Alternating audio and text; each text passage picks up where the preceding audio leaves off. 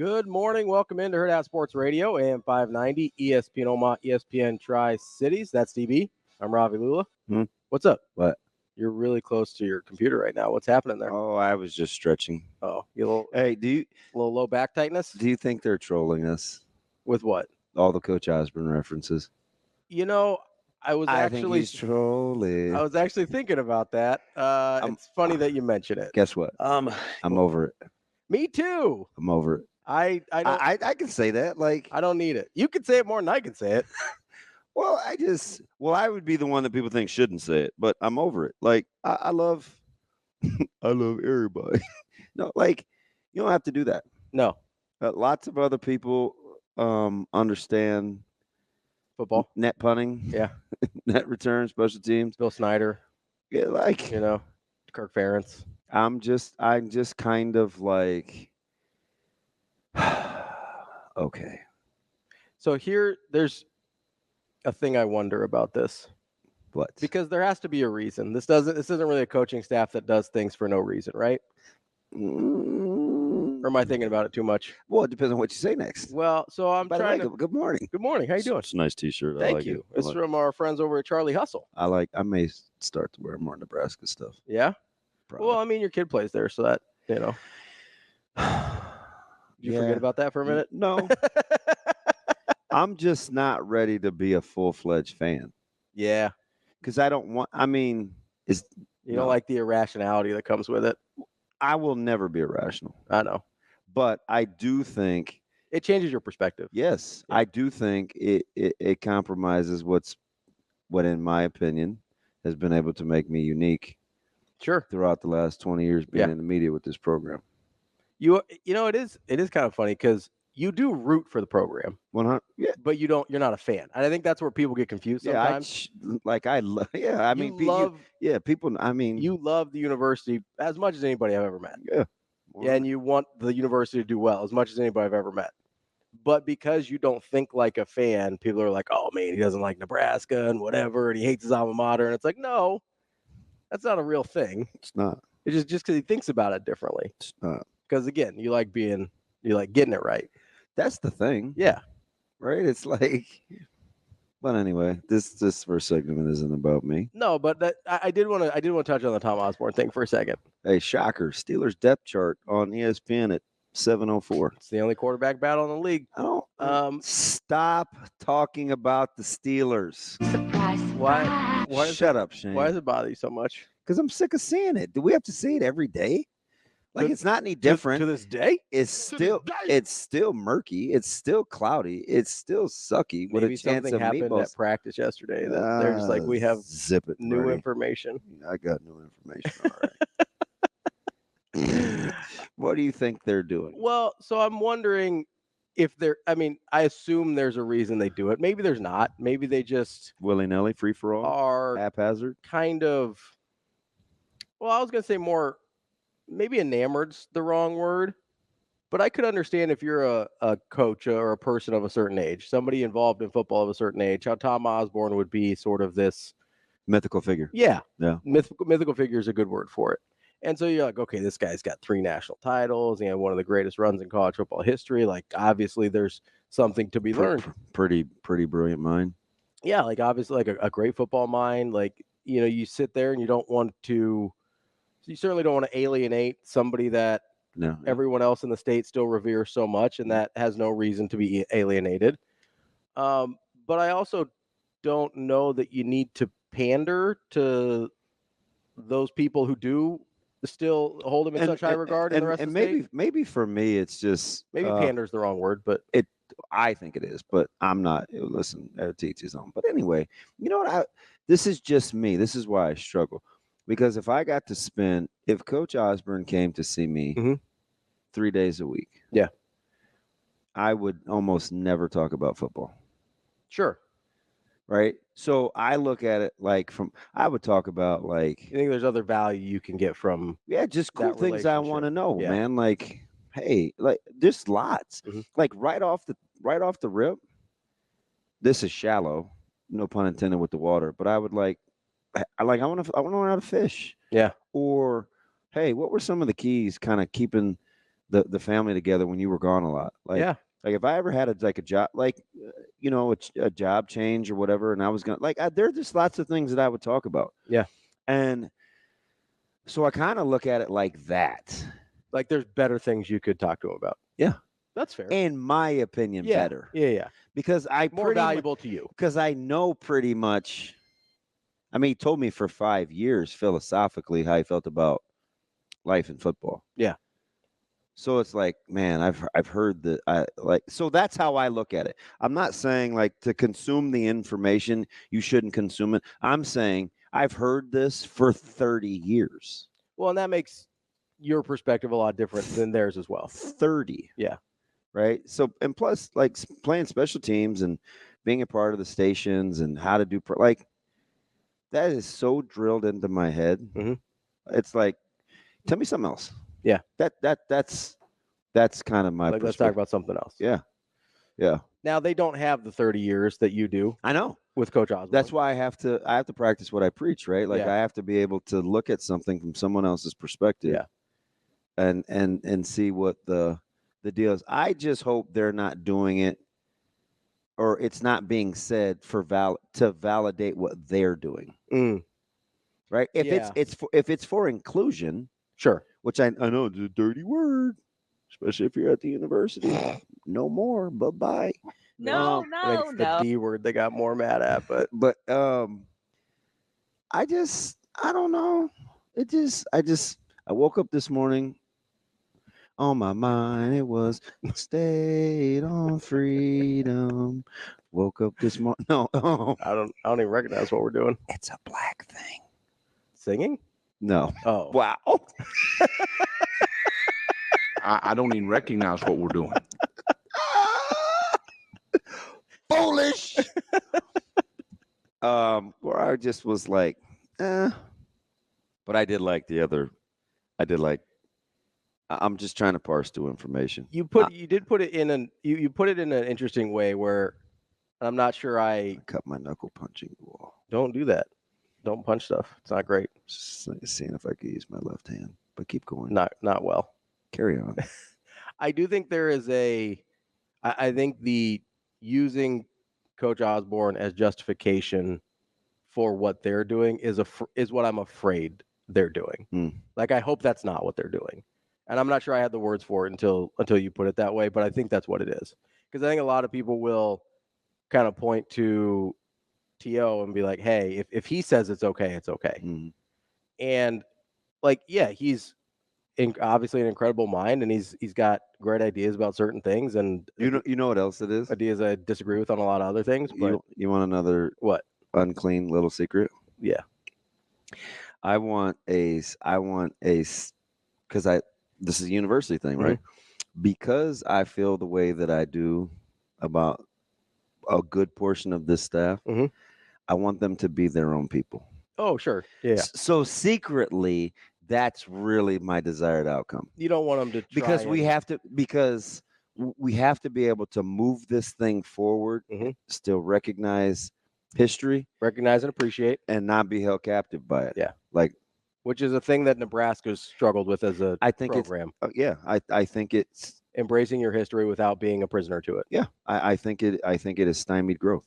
I think that's a fair point as well. So that's I think that's the other little unclean thing. Oh, I have lots of them. You should just ask me sometime. Like if we ever had a show and you wanted to just pick my brain, I would talk to you. What other dirty little secrets you got? We have to be more specific. Oh, okay. I got to get you could get this every day if you want it. We should probably work together. What do you think, Shane? Should he just ask me questions? Because I want a mustache like that. No. Do you want a mustache like that? No, but I feel bad. I told a player yesterday he needs to. I said, whatever you got going on up there, get rid of that. See, I hope he's not traumatized. In 3 years, he's going to call you a terrible person, just like Tua did. I can't. Are you shocked that Flores responded? I don't know if I was shocked, but I was really impressed with his response. This again. I'm mad again. Okay, what are we mad about? We're too old for this. He hurt my feelings. He wasn't good to me. He said this. It made me feel like this. Well, this is what I really meant. Hey, listen, sometimes, man, you just have to get over it. I don't mean anything by it. I'm sorry you're ultra sensitive. I didn't mean to be overly crude. What I'm saying is, let's give a little grace here. You understand that there are things that I need to bring to this job that are unique. Mm-hmm. I understand that you have things that you bring to this job that are unique. I appreciate what your little dynamics are, just like you have to understand and appreciate what my dynamics are. Mm-hmm. If at some point like they don't always mesh, do I have to explain it every single time, or can we just move on? I mean, I understand your point. I do. Right? Like, I do. So he was also asked the question. 100%. So I think that matters. Okay. So it wasn't unprompted. But you're very good at going into character real time about if somebody asks you a question and if you feel like you don't like the way they answered it, what you would say. Yeah. Sometimes you'll even do voices. Yeah, I do sometimes. Yeah, hey, listen, man, I wish I wish maybe was about ready to do a Tua voice right there. I wish Tua. It's a different person. She does not play quarterback for the Dolphins. Yeah, I don't believe a word she said either, but I mean, all to each their own. Anywho, I'm just like, please let this be one day of this and move on. Yeah. Well, so I think there was definitely a better way for Tua to answer the question without it. Because what happened? We didn't even know how to receive the information. We just took it and it turned into this thing, and it's like, cool, man. Well, not just that, but I also think he has to recognize, and this is the part that I guess bothered me. I mean, I'm kind of just assuming the conversation is happening, and I'm not getting into the why is this conversation happening. Mm-hmm. But once the conversation is happening, I think Tua could talk about how he receives the coaching better from Mike McDaniel without calling Brian Flores a terrible person, right? Like both of those things can happen at the same time. Like we're just cool with that. I mean, I'm not cool with it. Like I had a problem with him calling him a terrible person. I was like, wow, really? Like that's where I was going to do the Tua voice was don't like it would have been really easy to just be like, hey, Coach McDaniel's style. Yeah, we just glossed over that. Like who are you to call him a terrible person? Yeah, no, I know. Also, the thing, and this goes back to one of my pet peeves, is it felt like Tua was not taking any responsibility for that situation. Right? It was all, Coach Flores was so mean to me. He didn't like me. He's a terrible person. And maybe his coaching style wasn't a good fit for Tua. Maybe he did cross lines in terms of how he treated Tua. I don't know.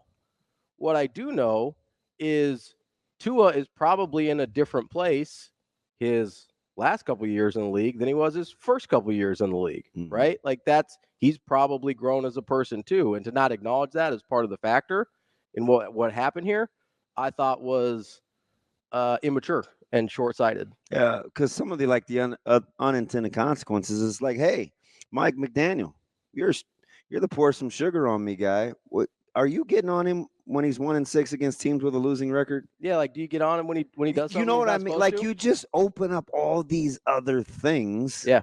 Because you can't get your feelings in check. Yeah.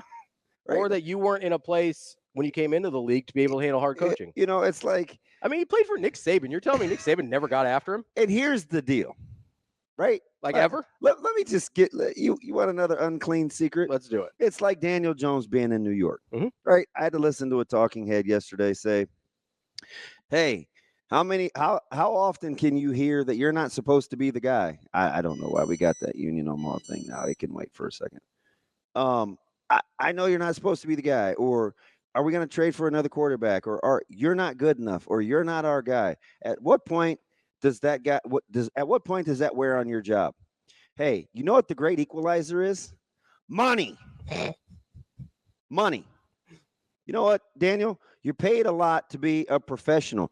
If you can't do it, that's okay. But don't use the excuse of, well, I just they're telling me I'm not the guy, so I just can't be the guy. Because then they never had the right guy to begin with. Yeah. If everything that you did was predicated and dictated on how somebody felt about you or what they, and this is not to say that words can't hurt, because whoever said sticks and stones, see, that guy's a liar or gal or whomever, because they can hurt. But what happens is you have to reach a certain level of maturity where you have to understand what the world is doing. Right? Like, and if you can either put your hands up, or you can put your hands down, put your hands in your pockets, and you can walk. Like, see, that's the beautiful thing about freedom of choice. You don't have to endure and then complain that you're suffering. You can just walk away. You can walk away and give the money back. Yeah, they don't want to give the money back, though. Daniel Jones doesn't want to give the money back, right? Yeah. Okay. Tua Tagovailoa doesn't want to give the money back, right? Right. So there are things that come with that. It doesn't mean that you have to be non-human. It means that you have the same opportunities and options as other people that don't like or can't handle what they're doing in their particular workplace. You can take your little happy behind on out of there and walk. But we can't walk around and apologize for having expectation levels, and then we call people things because they think differently than we do. Like, really? We're too old for that.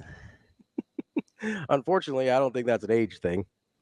Like, I don't think we ever age out of that. Like, man, it's surely a maturity thing, but so as we know, age and maturity. Do you know who could also have been bad at the quarterback spot last year? Dak Prescott could have been bad. Yeah, he played pretty well. A lot of people can be bad. A lot of things don't function the way that we want them to. Yeah, and you have an opportunity, man. You can be like Joe Dirt, man. Keeping on. I use this guy as an example a lot. It's incredible. Quarterback situations.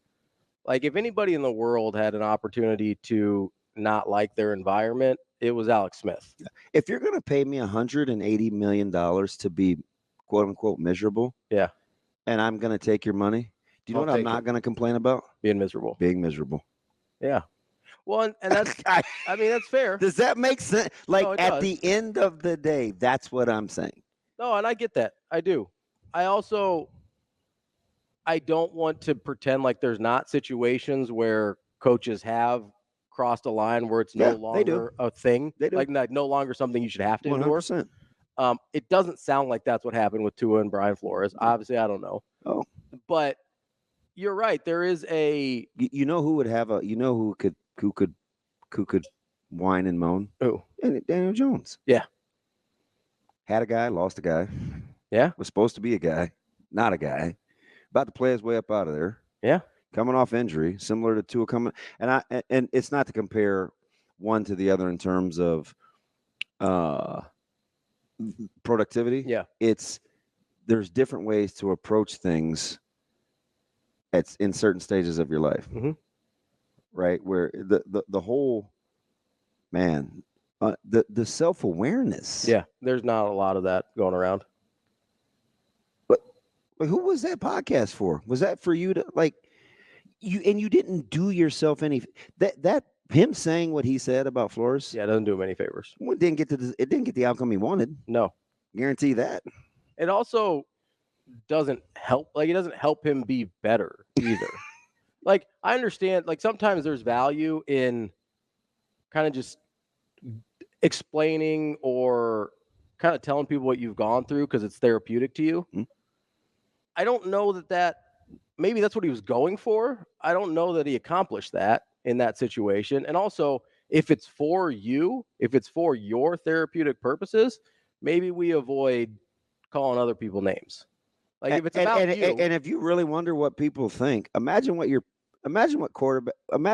peers around the league think. Yeah. Imagine about, like, I'm sure. Right. But we're not supposed to worry about what those people think because you have a job to do. But you didn't want to do that but you worried about what people thought when it was your head coach, or you worry about what people thought. Maybe that's different. Well, maybe he still worries what he thought. He just likes what his head coach thinks. He just likes what Mike McDaniel thinks more than he likes what Brian Flores thinks. Yeah. I'm not partial to, I don't know. Maybe it's because I want Minnesota to be good, but I also want to see Tua be better than his critics think, right? Because I'm one of those guys that's like, we probably need to stop hating on this guy because he's been pretty good. And then you give me that look, but everybody does, except for my 3 Dolphins fans. That's kind of the. I mean, you're right though. That's kind of the look when I hear Tua and they're like, oh, I think he, and I'm just kind of like, maybe, right? So it's like, and I don't. That's fine. I don't have a good reason. I've been open about that. When you ask me about Tua versus maybe Goff, it is 1-6 against teams with a winning record. Maybe like it's just when I see it, I don't look at Tua and say that's a dude I feel good about. I just don't. I don't know what it is. Sure. I look at Jared Goff and I say I would look at you differently if you didn't think that about guys that are actually good too. So I don't know where your line of demarcation is. I don't either. It's a gut thing. Hurts can't play and it's a gut thing. I didn't say Hurts can't play. I just don't think he's going to a Super Bowl. Even though he's already been. I'm going to another Super Bowl. Oh, there's a lot of guys that can play that don't make it to a Super Bowl. How bad? Well, wait a minute. Like Lamar can play. Wait a minute. I thought that's what made Aaron Rodgers average because he's only won one. I didn't say he was average. I said he should have won more than one because he's not average. Oh, there's a difference.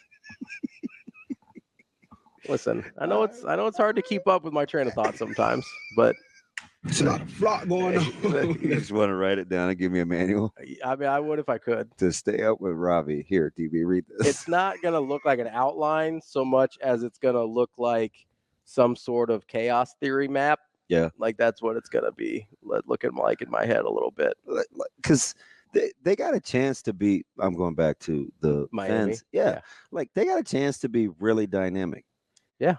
And then I don't trust it when it gets to the playoffs. Do you know what I have to hear? Oh gosh, look at their weapons. But Herbert can't be good because you know what? He doesn't have any weapons. Like we don't know what. Sometimes we don't even listen to ourselves. We just We don't know what to do with Brock Purdy because he's got too many weapons. But now he's not going to have Ayuk. So what if he's still good? Like what do we do? Tua can play. Yeah, it's fine. Just stop talking. That's fine. He can play a little bit. He's better than you give him credit for. I don't think he's not good. I just don't trust it. I just look at it and I don't trust it. I know. That doesn't mean doesn't mean he can't play. Which means I have this visceral reaction to him that I don't know what it is. You want to give me that paintbrush I tried to paint you in the corner with? Give it back to me. Squiggling out of there. That's DB. I'm Ravi Lulla. We'll be back with more Hurrdat Sports Radio coming up next.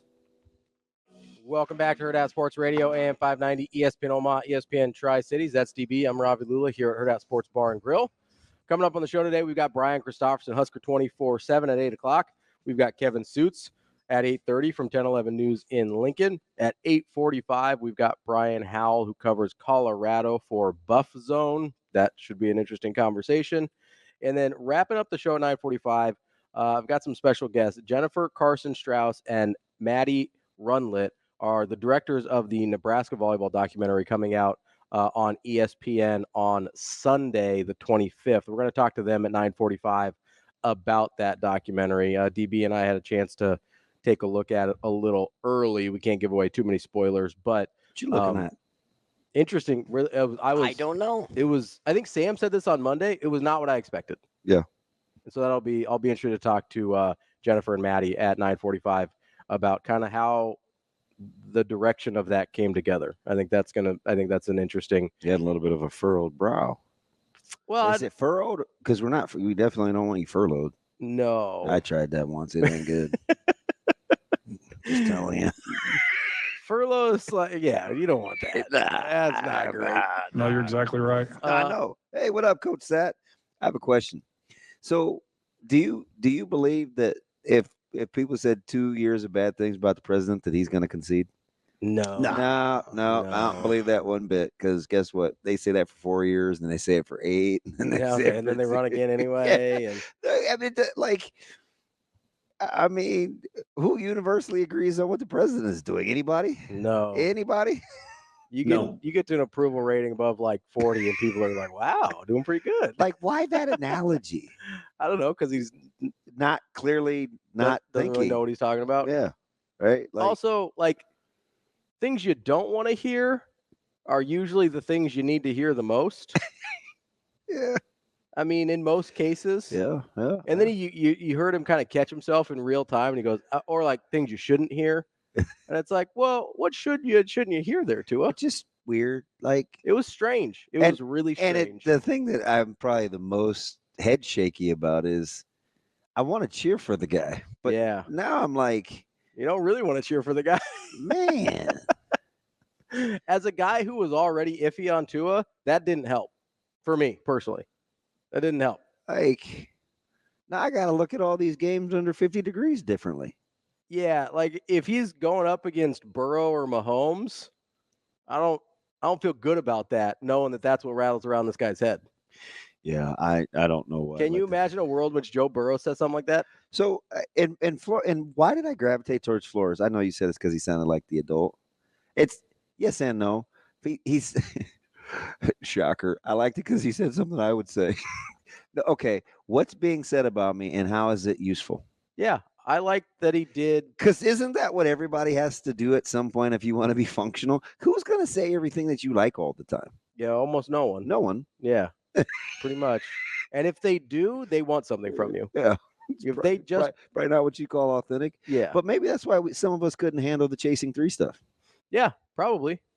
I think there is a lot of people out there that the things they don't want to hear are things they just avoid hearing. Yeah. Like they run away from things they don't want to hear. Mm-hmm. And the reason I liked what Brian Flores said was he took responsibility for whatever he could in that situation. Yeah. What my baby, right? What could I do differently? It's my 1% rule. What could I do differently to affect the outcome? What was my 1% in that situation? Yeah. Well, and that's what Brian Flores was doing. Oh, well, that's a great That's question. not what Tua was doing. That's a great question. And now when Tua has to go play somewhere in the playoffs against somebody I trust more, which that's going to be rattling around my head now too. Rattle, rattle, rattle. Just be like, oh, this guy's a baby. Well, I'm a big Elvis guy, so it'll fit right in. Shake, rattle, roll. Yeah. More the music, not necessarily as like a person, you know. Whatever. Made the playlist. That's it. Listen. It's a goat. Me and my grandma used to listen to Elvis. It's incredible for a 37-year-old. I like listening to Elvis. I don't know what you want me to do. We had 9.5 hours. Yeah, it wasn't all Elvis. There was only a couple in there. Well, with you driving 12. We got he's got a lot of albums. You could have listened to Elvis the entire way. I did. I told you this was not a day for us to be tinky footing around, man. We're like, I mean, the guy's got like 400 songs. You come real or you don't come at all today, all right? Correct. Yeah. Well, he said, considering the Dodgers came back from behind, that was coming correctly. Yeah. Yeah, man. Hold off these Diamondbacks. What are they like 22-9 since the All-Star break? Yeah, Diamondbacks are rolling a little bit. Yeah, I don't need to hear that. Well, just saying. Is that you don't need to hear or you don't want to hear How it? about Because that's the difference we've been talking about this morning. Twins. Yeah. Coughing up the lead to the Fathers. The Twinkies. Can you guys hold up your end of the deal? I don't know who you guys are. No. I'm not a Twins fan personally, nor am I a native. We're gonna talk to one at 8:00, so you better get your act together. Nor am I a native Minnesotan. Nope. As it were. Minnesotan. I talked to one yesterday. Did you? Yeah, for probably Jay? Yeah, 25 minutes. I was like, who do I know that you know that's from Minnesota? Sat in the parking lot at West Side while he educated me. Yeah. Oh, it was a two-way street. You learn anything? Yeah. You teach more validated. Yeah. You teach him anything? No. Okay. He did most of the talking. Yeah. Yeah. We bounced some ideas off one another. He wanted to encourage me. Yeah. Yeah, but I was encouraged. Well, that's a plus. Well, I mean, I believe what my kid tells me. Oh, yeah. Oh, yeah, he was doubling down. Yeah. That was weird. What do you mean? It's all the same, baby. You know, you got. He's like, hey, I've been meaning to call you. Oh, you got some time. Okay. And I was like, yeah, hit me on the way to West Side. Yeah. And it just happened to be about the same topic. Oh, okay. I got you. Yeah. Well, he wanted to brag and say he was right. I mean, that's what everybody's going to do. But it's okay. It's fine. That's the thing you're okay being wrong about. Yeah, it's totally fine. Yeah. Doesn't mean no more football than me, though. No, you can be wrong. I'm not talking to you. No, I know. I'm talking to Jay. Other people. Yeah. Other people. I bet you he said either it's like I said or I told you blank. Yeah. Oh, yeah. I took it. I mean, it's you're in a weird spot on that one. He's hilarious. Yeah. Yeah. We agree on a lot of assessments. which isn't always the case with players. Yeah, player Looking at evals. player, yeah. But we think similarly about productivity, especially now that he's coaching kiddos. Mm-hmm. So it's like the older you get, the less it is about being wowed versus, okay, what keeps me from using Pepsid AC? Yeah. Right, because that's what what do you trust? That's what coaches do. What do you trust? That's what coaches do. And I was like, shoot, there's a couple guys in the secondary that have called Butler brilliant. A brilliant football mind. Yeah. So I'm gonna ride with that. Yeah, I think because that's how it seems. I think there's, and we'll have to have this discussion at some other point when we see what he looks like as a talent evaluator and recruiter and stuff like that. Right. Yeah, 100%. But isn't it funny though how we can put that on the back burner because we think we have good young players? Yeah, well, yeah. I mean, he could. Some other guys get hired and it's like, can they recruit? Go get a guy, right? But there's 25 D backs, like 13 of them are freshmen. Coach Coop left that room in good shape. He did. He left it really full. Oh, in good shape. But if there's anything, if there's going to be a drop off between Cooper and Butler, it's not going to be on the field. Yeah. Like it won't be from on the field coaching. I'm pretty confident in that. And that's not to say Cooper couldn't coach. So I'll talk about this next week as we get like into game prep. Yeah. There's a guy. So I've been wrong before about an eval that had me kind of scratching my head like, what did I miss on film? But a lot of times I'll be right too. This guy I saw in the spring and I'm like, keep an eye on this name. A guy on Nebraska's roster? Yes. Then all of a sudden he disappeared. And I was like, that's why you just don't watch for 2 days and make some sweeping eval. Yeah. But much like on Poltergeist, he's back. Definitely, he's here. So we'll get to that next week. That's DB. I'm Ravi Lulla. We'll be back to wrap up hour number 1 here on Hurrdat Sports Radio. Wrapping up hour number 1 here on Hurrdat Sports Radio, AM 590, ESPN Omaha, ESPN Tri-Cities. That's DB. I'm Ravi Lulla here on the Pillar Exterior stage. That was Mekhi Bear talking about that linebacker room. I almost said Brother Bear, but I don't mean the movie. Because I do say Brother Bear sometimes. That is I missed that one. Overrated. I heard it's got a good soundtrack, though. You big Phil Collins guy? Who watches cartoons for music? I mean, like all those Disney movies had all the Disney songs. That was a big thing for people. Mute. Nobody want to hear. I tell that to Zoya. Nobody want to hear any singing. Says the guy who unprompted sings all the time. Man, I'm like Carter Nelson, baby. Why was she yelling at me that day?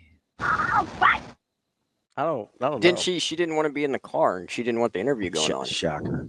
That sounds about right. Particular. Wonder where she got that from. Her mom.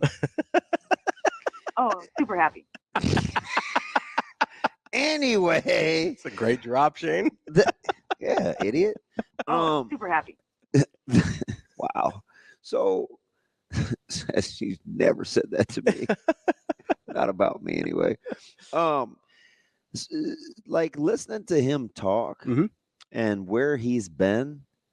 See, that's an easy guy to cheer for. 100%. 100%. When I say about like his Left for Dead. Everybody's sensitive. Can I say Left for Dead? He was Left for Dead. See, I'm going to be on this sensitivity kick for a while. Yeah, I've gathered. Well, it's just annoying, man. Yeah. It's, especially, political season and every. Well, I can't. But what do you say to people who feel like you brought some stuff in the show today? Hey, man, give them a hug. Tell them to move on. Grow up.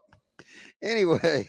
I like how in the same sentence that, and I'm not even disagreeing, but you go, hey, don't be so sensitive, but go give them a hug.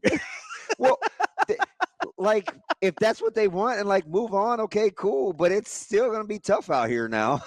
People are going to say things you disagree with. It's okay. No, it's all right. Yeah. But to see how far that he's come when he was darn near Left for Dead, man, those are the things like, that's why I get pretty excited about if the win totals can match what I think their strengths and skill sets are as a staff, like connectivity, communication, discipline, tough love. Yeah. Like all the things that I gravitate towards, like the sky would be the limit for them on the recruiting trail because their former players will end up being their best testimonies. Yeah, 100%. Like they just will. Because if you get, especially guys, Go take MJ Sherman with you on the recruiting trail. for sure. I especially if you get guys that end up being in the, I don't know if Bayer's an NFL player or not. Like I'm not trying to get into that, but especially if you get guys that end up playing in the NFL that were probably never supposed to be there. Those are the guys you can be like, hey, like you can look at my recruiting ranking. You can look at where I came from. You can look at who I had offers from. And they got me to the NFL. Hey, did I tell you about, I won't give up the player, but the former player that Coach Rule had at Temple that got paid? And he messaged Coach Rule. He was like, man, nobody can ever accuse you of being racist, man. You got more brothers paid. Oh, yeah. You got more brothers paid than anybody I know. You told me about that. Right? Yeah. Like, so that stuff breeds, I mean, because that's what people want. Mhm.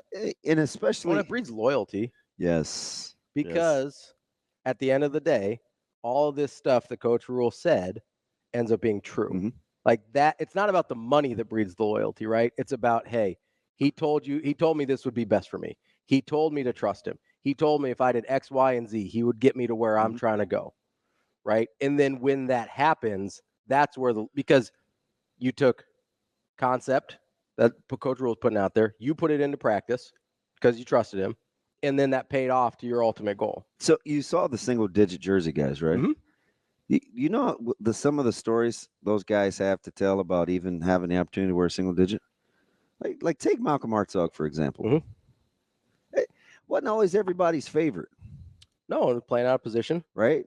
Some say sophomore they needed slump. him Some to. said, we heard it. Mm-hmm. Didn't change the way that he thinks, right? Or the way he operates. I'll ride with that guy. Mm-hmm. Right? You saw Deshaun Singleton. Another guy that was pretty much left for dead. Yeah. So who tabbed? Was that on Fish's tab? Who brought Singleton in? Yes, that was pre-rule. That's Fish, so right? Fish, yeah. That's a good find. Yeah.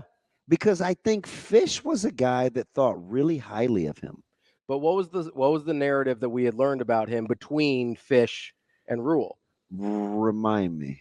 Really tight hips, couldn't change direction. Oh, yeah. Stiff, yeah. Wasn't going to be able to play secondary at a high level because he couldn't move. Too long, yeah. He's like, oh, yeah, he's got all the measurables you want, but he can't move. Yeah. Right? Yeah. Then last spring, we start hearing Coach Rule really likes Deshaun Singleton. We're like, what are you talking about? That guy can't play. He can't move. And then we see Deshaun Singleton in the fall, and you're like, oh, he can move now. Yeah. And also, like, that's another guy that I don't know if the coaches left him for dead, but as a fan base, we certainly did. Yeah, because the narrative had been written about him. You see his size? He's huge. Did you see Jamari Butler? Yes, he's also huge. None of them as huge as Ty Robinson, but so Jamari Butler is also a guy that I would take on the recruiting trail. How about Tommy Hill? Yeah. Tommy Hill's like the poster child. So you know what I kind of hope? So this isn't. Do you know what I hope? You know why I don't all the way like chug, drink, Kool-Aid? Why is that? I want to see some of the older guys that have been in the program a while take the next step with consistency. Yeah. That had some other habits. Like, have you been there long enough to shake X, Y, and Z? Yeah, to not only break the old habits, but establish new ones. So there's lots. T. Hill's a guy that I'll watch close. Ty Robinson is a guy that I'll watch close. Nash is a guy that I'll watch close. Right. Gifford is a guy that I'll watch close. Where it's like, and that's the guy they've talked about. I'm like, okay, throughout the offseason. It's like, okay, like, can we turn the corner? Yeah, because physically, Gifford can do whatever you want him to do. Yeah. Can they get that to show up on the field in crunch time? Right. So that's the interesting part of how long do I have to be around you to pick up on some of your habits and qualities that will help me be better, that offset like forever. Maybe some bad. Yeah. So it took me a while to be around Coach Solich to ditch some of my bad habits. And I would say, like, if I'm keeping in one, like, I would say more than 2 years. I was going to say no less than 2 years. I mean, like I think it's 2 years for sure. It seems like an eternity. Yeah, especially in college, right? Like that's half your time.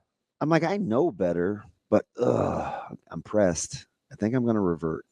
Right. I mean, what do you always say about pressure, right? Right? It's like when the pressure comes in. I know you're telling me the right thing, but I think I'm going to do me. It's really easy to do the new thing. It's just until it really matters, right?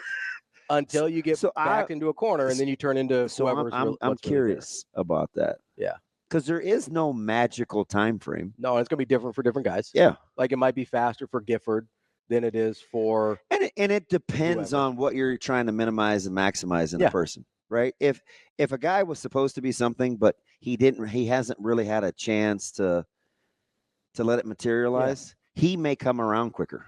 Yeah. If a guy is same physical traits, but he's been able to do it longer, it may take him a little longer to snap out of it. Yeah, because you got to rewind the tape on that guy. Whereas if it's a guy that hasn't really established anything yet, even if he's been around the program the exact same amount of time. That was the number one positive I felt like, all right, if I'm going to polish a turd, right? Like if Coach Coop's going to resign, what do I want to be the quickest transition? And what's the thing that I always talked about that they were going to get with Butler right off the bat? Is a blank what? No, blank slate. Everybody gets to start over. See, I thought that's what that room needed. And he's got no preconceived notions about who people are. That is exactly what that room needed. You don't have any cred coming in because of what you've done, and you don't have any grace coming in because of what you've done. You just are right here. So the guys that are going to play are just going to be the guys that are playing best. Man, whatever, right? Yeah, there's no preconceived notions. And one of the guys that we'll talk about next week is the beneficiary of a clean slate. Yeah.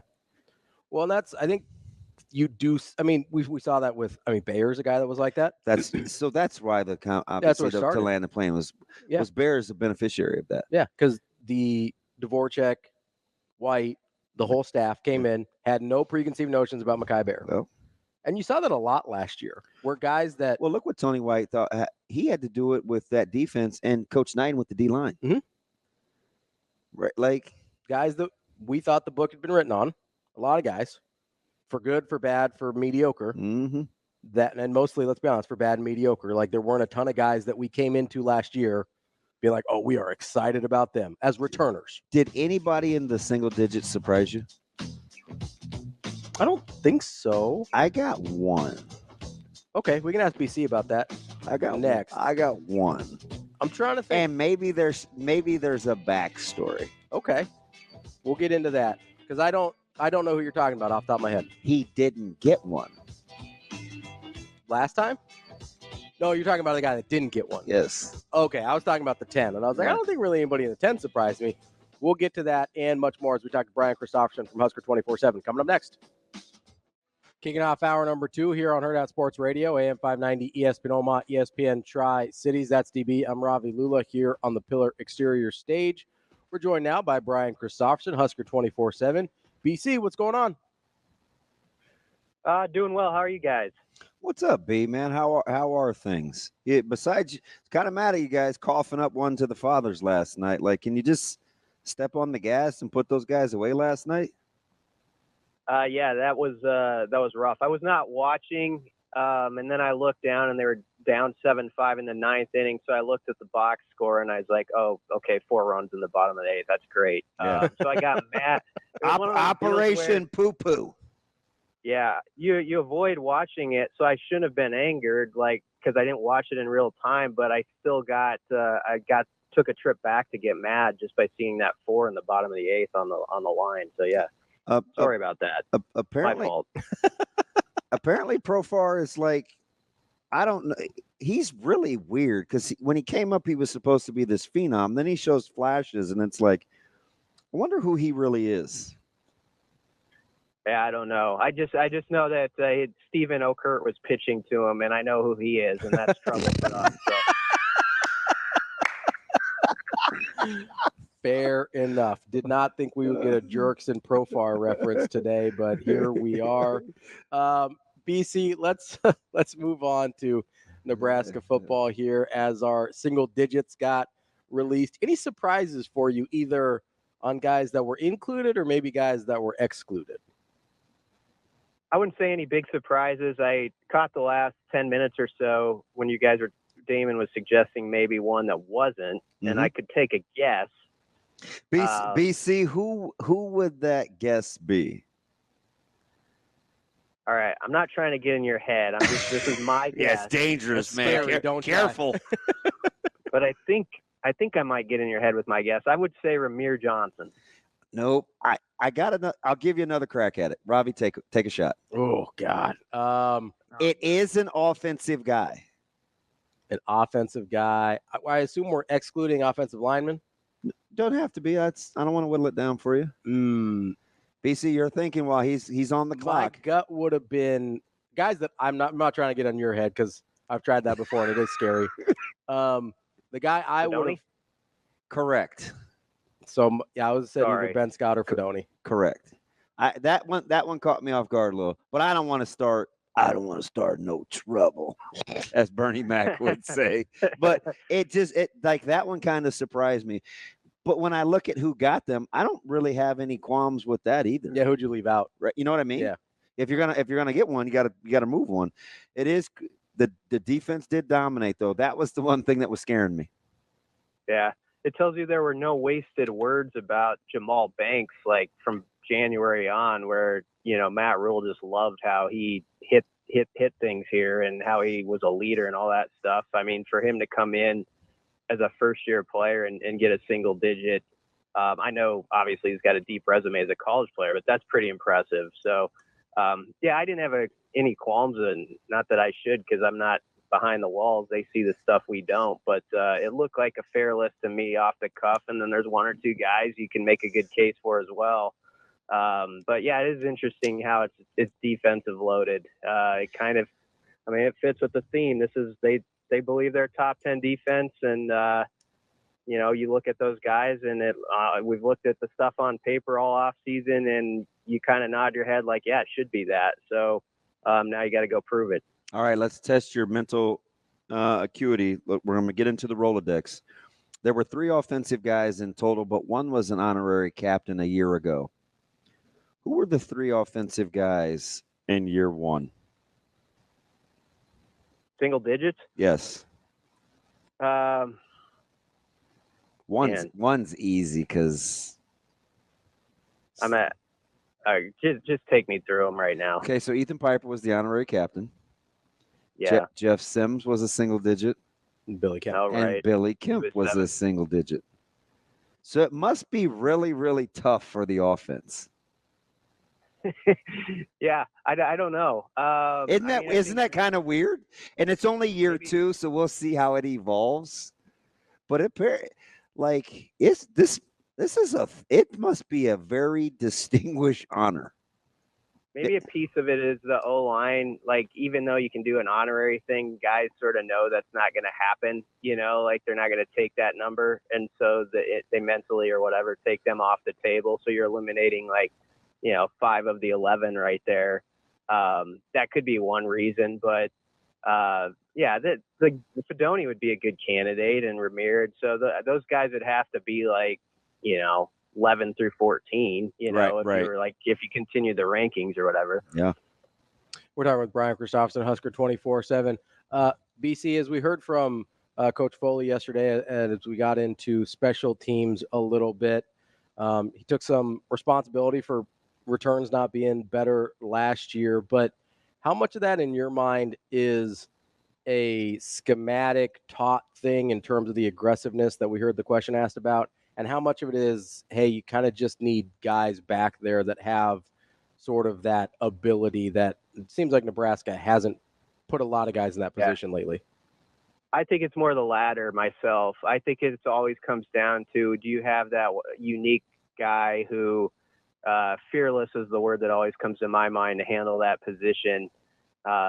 Pearson L in his younger years at Nebraska was obviously one of the crowning examples of that, where the first time he caught a punt, in a game, you're like, okay, that's different. It's just the way he moves, the way he like goes out of his way to field balls on the sideline. Like I can still remember DeMornay Pearsonell, and I'm using this to get to the current, against Michigan State in that game where they're getting blown out, and then they come back in the fourth. He returns one, and he goes like all the way to the sideline to get it, like on a ball that like few returners would have even touched. And he just had that, like, I want to make a play. And so that's what you're looking for. I don't honestly know Garcia Castaneda well enough at that spot to know what that's going to look like. I would definitely believe he's trustworthy and is going to make sound decisions. I don't know about the electricity and if he's going to be a good guy as far as, making that first guy miss and all that. Ja'Cory Barney is really the wild card that really fascinates me because he's got that, he's just got that swagger to him. Like I remember after the spring game, he told us when the joking thing happened where he got tackled by the kicker, he said, well, I'll take one back against Colorado. And I thought like, okay, that's just a dude who like, he was like that as a recruit too. He's just like, give me the ball, make something happen. And so if he can hone in on those little details that you want about when to catch it, when to let it go, all that stuff, he might be tough to keep off that spot. I would kind of wonder. Yeah, it's interesting. I call those guys, it's Miami Vice. Between Shavers Jr., Tarver, and Barney, it's like Crockett, Tubbs, and Lieutenant Castillo, man. Like those guys, their swag kind of, the Mox, the football thing, what they bring to the table is pretty cool. And those three they're thick as thieves too. But a really big thing not talked about as much is we always get caught up in, okay, how many return yards did they get? But just as interesting is, can you find that guy, or even if you use two return men, like I know they used to use, during Damon's on his team, they'd have two guys back there sometimes. Do you have that returner who will go get that punt that's actually like a 30-yard punt, even if it's a fair catch and there's no return yard stats attached to it? He claims it before it bounces the extra 15 to 20. I feel like there's been a lot of hidden yardage like that within Nebraska football in recent years, where you haven't always had that decisive person back there, and a bad punt has ended up being a good punt. And if we're talking about a team that's going to be in one-score games, that's going to be huge. Just having that guy who, I'm going to go get the ball, even if it's no return yards, the net punt's going to be held down by 10 or 15 because I'm confident in what I'm doing and I'm going to go claim it. Brian, I don't think we asked you this question. We talked about it a little bit last week, but if you had to pick one area of special teams that you just knew was going to be good, punt returner, punter, or your place kicker, which one are you choosing as having the biggest impact? These are easy. I can pick one that I want to be good. Like I get to say this is going to be really good. Yeah, like you say, this guy's going to be good all year. We know it's good. Okay, place kicker. If you could tell me you have a place kicker, that was mine. Yeah, if you tell me you have a place kicker that's going to throw a 14, a 16 out there or something like that this season, and once you hit the 37-yard line, you're in range. You feel like you got 3 points, he's going to make it. That to me is worth everything in this league. It's how teams that have just been a step ahead of Nebraska have sometimes functioned. I think of Iowa, namely, and that would just be a huge thing to cross off. So, I mean, I just think kicking has become, we see it in the NFL now. You've got to have that guy. And I'm not saying it's quite the same in college or not to that level yet, but in the NFL especially, it's like you have to have that kicker. It's like, okay, once you are on the 38-yard line, you're expecting points somehow. And that's where Nebraska has to get to at that spot. Yeah, where are all these guys in college that are in the NFL that hit like 58-yarders regularly now? They had to come from somewhere, right? Like where did these guys come from? Were they in college or? Because I don't remember them if they were. They were out playing Aussie rules football. Isn't it crazy how if you get to the 40 in the NFL, you're thinking, man, they got a shot at points. Got to get points. Yeah, I mean, it's the whole reason why, like, the last 2 minutes on an NFL Sunday, like that window from 2:50 to 3 p.m. Central is The amazing. witching hour. Yeah, That's why they because moved it's all. like- They need to get rid of all 305 games, man. Just make them all 325. Yeah, I would agree with that. Yeah, there's no better television in America. No matter what your beliefs on anything, than if everybody could just sit down and watch from 2:45 Central to 3:05. Like, okay, we got all the games on right here. It's as good as it gets for us. Hey, BC, let me ask you something, because you guys get the credit for the indispensable list. Knowing what you know right now on August, whatever today is, the 21st, great number, by the way, would you change your top 5? I think we should have had Dylan higher than we did on the list. I kind of went Now? over that. Because he was what, Yeah. 7 or 9? No, 9. He was 9, right? We had him 7 or 8. We were playing like the, he hasn't taken a snap yet thing. But, the more I've thought about that one, I would say we were wrong. I mean, I would have him in the top 5 at least. I'm okay with the rest of it because our list was very much, I think, with the theme that, like, everybody's saying this is a top 10 defense and they're going to do this, but you still need the guys that are at the top of this list to make that so. You know what I mean? Like, if you replace all those guys, then it is not that type of defense. Maybe it's down 30 spots, and then the true freshman quarterback has to be even better and has a little more heat on him because he doesn't have that kind of defense. So I'm fine with I can't remember exactly, honestly, who was like 3, 4, 5 and how they were, but as you had your list of like Nash and Jamari was in the top 6 and Ty was like 6 or 7 and all those guys and just their leadership component and sort of the jump I expect them to make this year too. I would say I feel pretty good about it. We had Ben Scott really high just because I think it's a good one. I think that helps Raiola a lot that he has that veteran center, probably not talked about enough.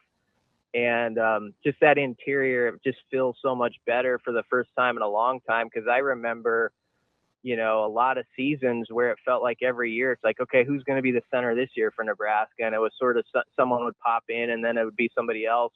It's kind of nice that it feels like they actually have a chain set up now to handle that position, not just this year, but maybe going forward. Like, so not to ask a leading question, but how about, do you look at guys like Bullock and Hartzog differently? Yeah. Hartzog's a guy I harped on forever anyway, but I mean, that's neither here nor there. Hartzog was the guy who, I don't know why, if it was he was the one guy that we didn't have on there that should have been on there. And I said that off the bat when I did like the honorable mention. Like, I don't know where I'd rank him, but just as far as like, you can put him about anywhere. I think maybe sometimes the sophomore slump or whatever you want to call it has been overplayed with him. And I just feel like he's been comfortable this off season and where they put him and his role. And it's kind of stayed true, even though like there's, been an injury here or there, like when Blyhill goes down and there's this conversation, well, what do they do with Malcolm? Maybe he moves around. It feels like it's stayed pretty steady with him. And I think he will benefit from that. And let's not forget that as a true freshman, you talk about needing ball hawks back there. He was that, he was a guy who he found the football. You could say the one was luck where he's just there when they blocked a punt and he ran it back. But I don't think of that as luck when you're the guy who finds the football like 4 or 5 teams on defense or special teams. I start to think it's because you got to be in position to get takeaways. Yeah. Where you're supposed to be to make it look simple. And so I think he can maybe get back to that this year. So he's a guy that people probably, if we did a list of like 5 guys that are talked over too much for who they are, he would be on that list, I'd have to say. And you could see, even though he looked like a very diminutive in stature next to Deshaun Singleton, he's paid the price in the weight room. I mean, Caleb sees up close those guys, and I bet, everything we always hear about Malcolm is that he just does everything really well. Like off the field too. Like he's always just the guy who's like a kind of example of how you're supposed to handle your business. That's it. That's his lifting partner, and his person. It's like tailor made for him. Say about 6 words. do what you're told to do. He loves his little accent from Mrs. Because when Malcolm talks, like he barely does. So when you hear him, he's hilarious. But it's just the way that Coach Butler has put this secondary together. You kind of have a hammer. You have the freaky athlete. You have the heady guy that can do multiple things. Like you can kind of see it take shape, right? Like Gifts is his rover box guy. Singleton is, boy, if we could put a guy in the lab, he'd probably look a lot like have these attributes. And Hartzog at the field spot is can get down into the box, can get to number twos. Like you see what this is supposed to look like. John Butler had to love, I'm sure he maybe looked at it a little bit before he signed up too, but when he got here, and it's like, okay, I'm going to give you all these young, talented guys who you get to build sort of to be the next thing. But also I've got this group of 5 guys that basically, you heard Rule a few days ago. He said, I don't lose any sleep at night because of that. He went through all 5 of their names, Buford, Hill, Gift, Hartzog, and Singleton. And I mean, when you think about it, that's as formidable of a top line crew of like in Nebraska's secondary as I think they've had in a while. Like every spot where everybody's at least done something, and they've done it pretty well when they've been healthy. And so you just hope all those guys at the same time can have a season of good fortune with that. But in the meantime, you got the guys like Caleb and Mario Buford and stuff who you get to, grow, and they're going to jump in their roles at some point here too. And I think that would just be an exciting part as a coach. You kind of got these 2 layers that are really fun. Yeah, BC, when you said that, my mind immediately went to like 2009 in terms of when the secondary had depth, this amount of because you're talking about like Haig, Gomes. Yeah. So we know they at least have really, really good options. We'll see who the they can turn into. We'll see who the gamers are. Yeah, but they definitely have options. Yeah, and some guys got to come back for the full season from injuries and stuff like that. But it's a good setup, and I just think as far as like a first string goes, you'll trot that out for an opening game any day. Like any coach would take that, and then like I say, you get to develop guys who have a lot of talent and can obviously cover, as from what we've heard, pretty well. So it's a good place. John Butler, I think he walked into a good room to, if you're going to do something with a short runway, he probably had the best possible setup to accomplish that. Yeah, he's not going to say more than 2 words to me ever, probably, especially since I'm in media. But he is rap. He's not like in Dvorak's neighborhood yet of like, or Satterfield in terms of like the whole crush thing. But man, is that guy smart. Like his football IQ is through the roof. Yeah. Well, I would expect that with his resume. I liked, the thing I liked most about John Butler was when he did his interview and he talked about that part in your life where he's done like almost every sort of scheme. And he was talking about how Tony's is a little different. And it's like one of those things where you're in your 40s or 50s and you see something that is new that you haven't put your arms around, and you're like, I want to learn that. Like, I want to challenge myself to figure that out at this point in my career. And I just like that he was really open about that.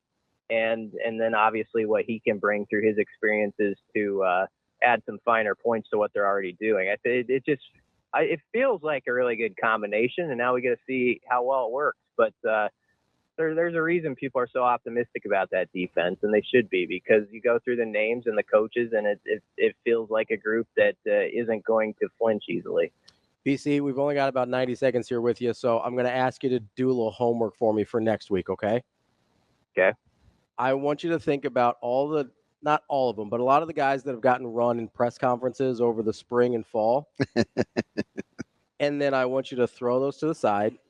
And I want you to think about guys that you think might have an impact that we haven't heard anybody really talk about this year. Oh, that's a good one. Okay. Because I don't want to put you on the spot because that's a lot just to throw at you. But that's something I've been thinking a lot about, and I'm curious to see what you think about it. Yeah, that'd be no problem. Okay. I mean, I could give you one or two. If you got one, if you got one off the top of the head, let's hear them. I mean, I think I feel like everybody just, when they talk about tight ends, it's always just Thomas Fidone. I think Borkercher and Lindenmeyer are like key parts of that offense being really good. Smart just man. Dirty work stuff, and Borkercher I think is going to be a better weapon in the pass game than some know. I think Justin Evans for a starter is not talked about enough for how much the players around him respect him, in how, you talk to veteran defensive linemen, they say he's one of the toughest guys to get off a block from. So those would be a couple, but I'll do my homework and see what I can come up with. I appreciate that, BC. We will talk to you again next week. Great stuff as always. Yeah, thanks for having me, guys. You got a couple, don't you? I do. That's Brian Christopherson, Husker 24/7. Are they newbies?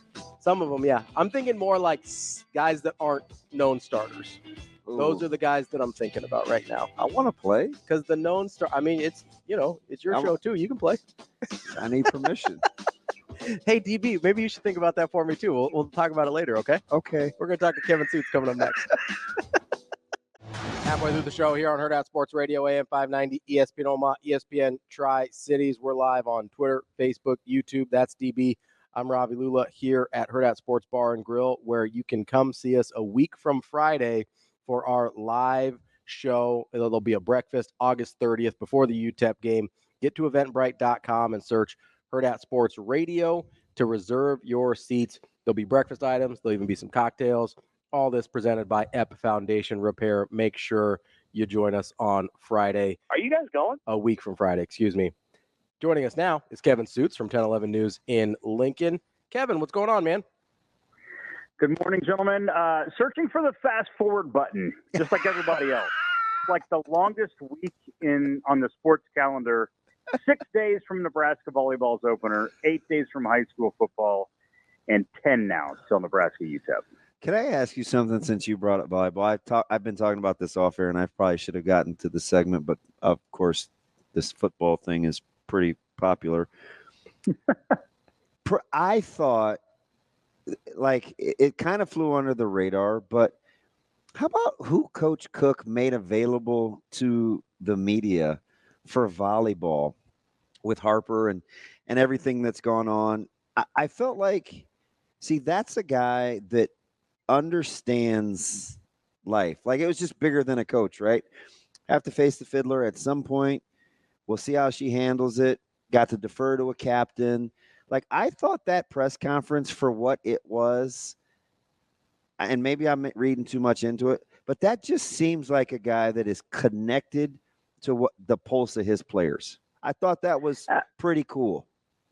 Yeah, I was surprised to see Harper. I was floored. I wasn't sure she would talk the entire season, to be honest with you guys. Man, I'm with you. I'm with you. I just didn't know how Coach Cook would handle it because, there's never any sort of formal press release regarding her legal troubles over the summer months. I just didn't know how they would handle it. But, of course, John Cook is going to be one that, he's not going to duck something. He will face it when the timing is right. And I think the other point here, to point out is look at who Harper was sitting next to. Yep. It was Merritt Beeson.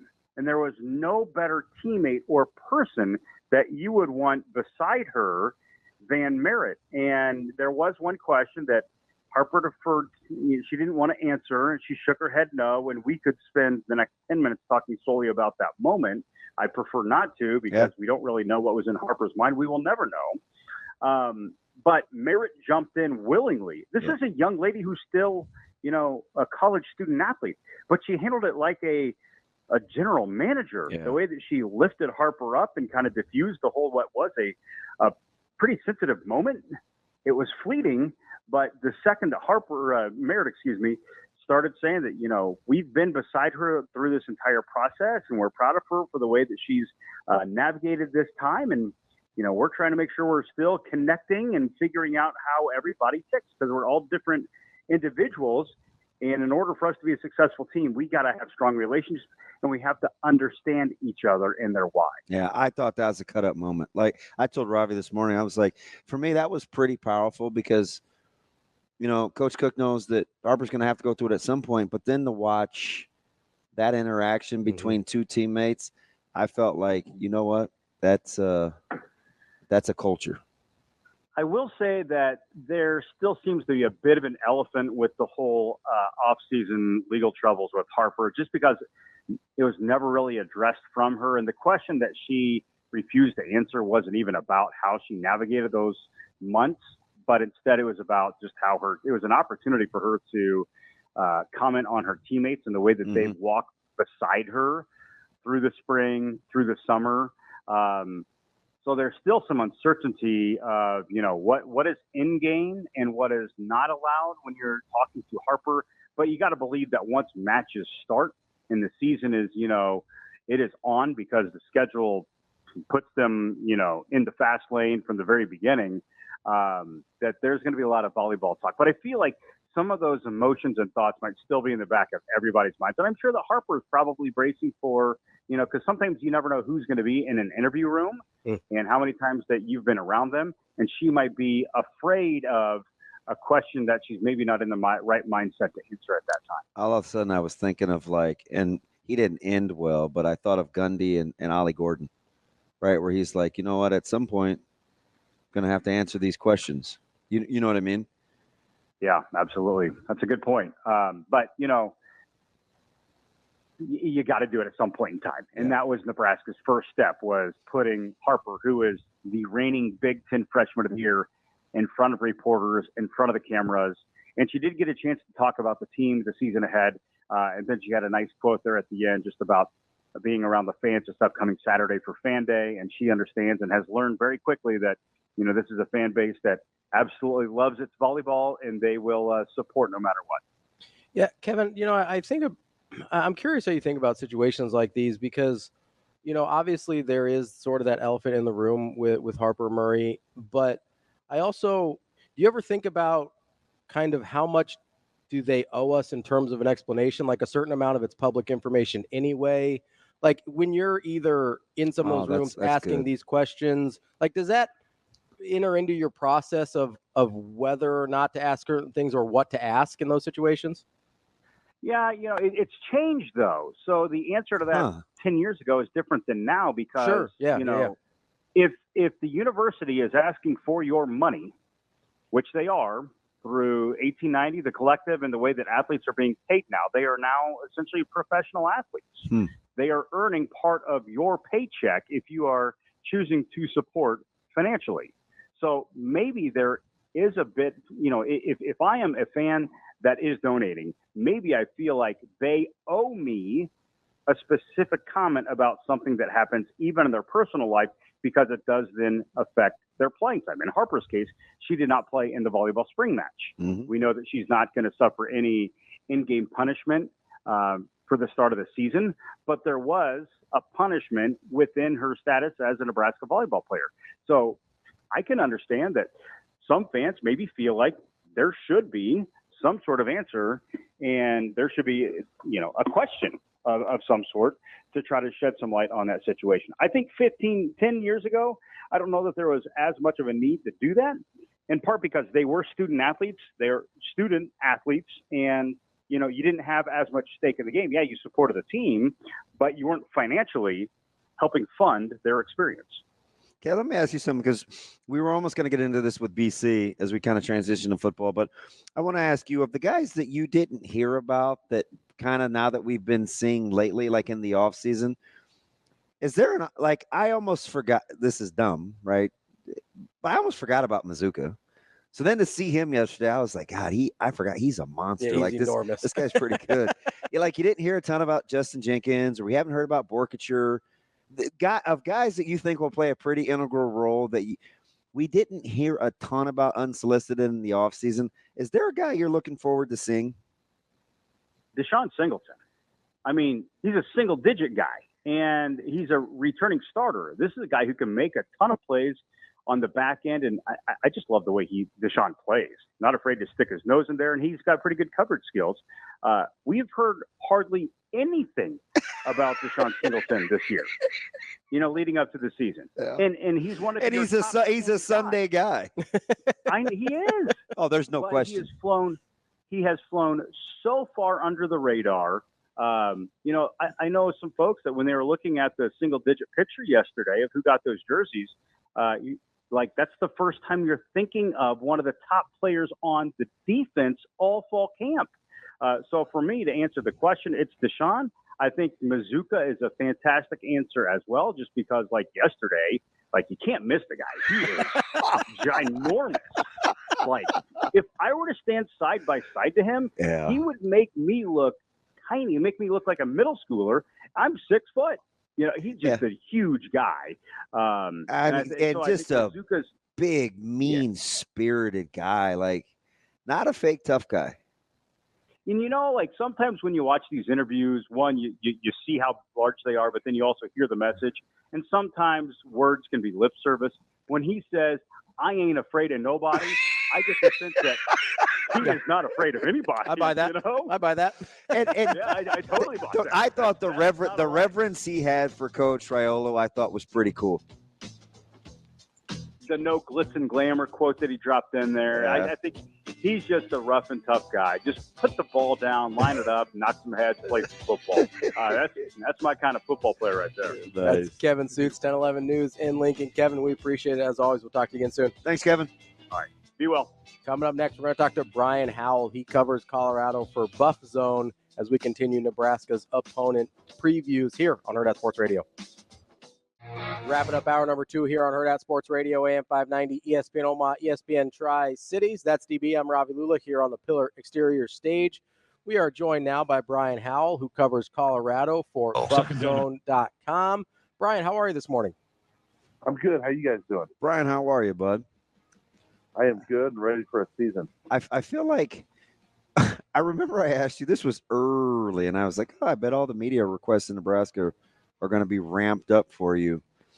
And one of the things I remember you talking about, and this was early now, and one of the things we thought that was interesting was the relationship in the media in terms of access and how he has to be covered.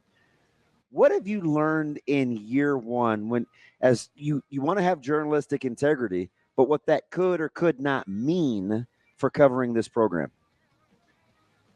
Yeah, I mean, it's certainly unique covering him, and you don't know what to expect from day to day. And I think that for me, I just I do what I do, and I don't cover him any differently than I have other people. And sometimes you catch him on an off day, and sometimes he's fine. And I think if you're fair and balanced, he's going to at least respect you a little bit. And if you're not, then he may not like you.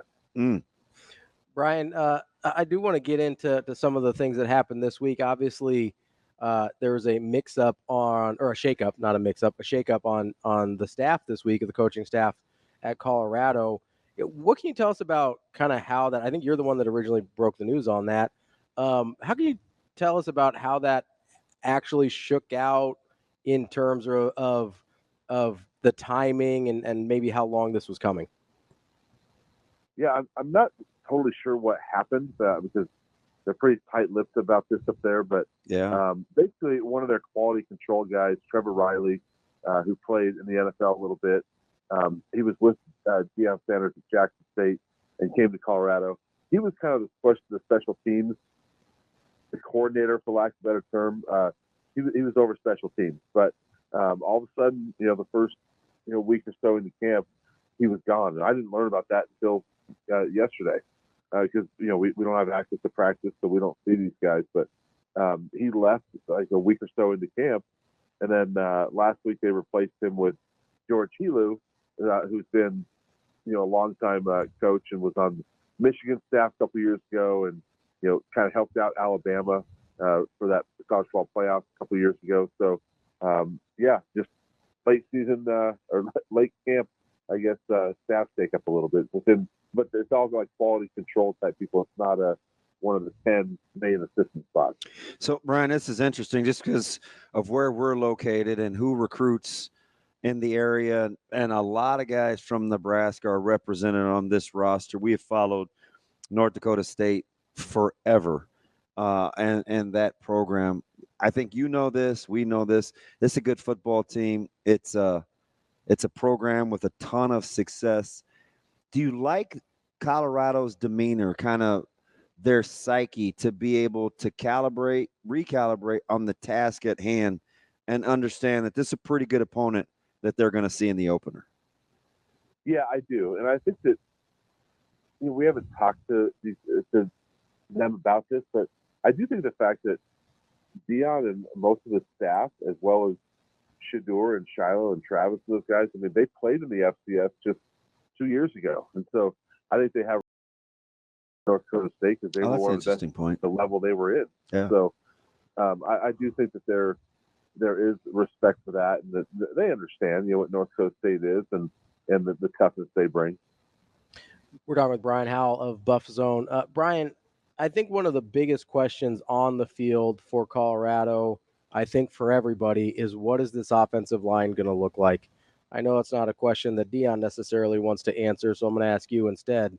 What do you expect? Just don't say bolstered. Yeah, apparently we don't know what bolstered means. What do you expect from this offensive line as it has been retooled? They've brought in some new guys. Like, do you have any frame of reference to have an idea how you think this is going to go?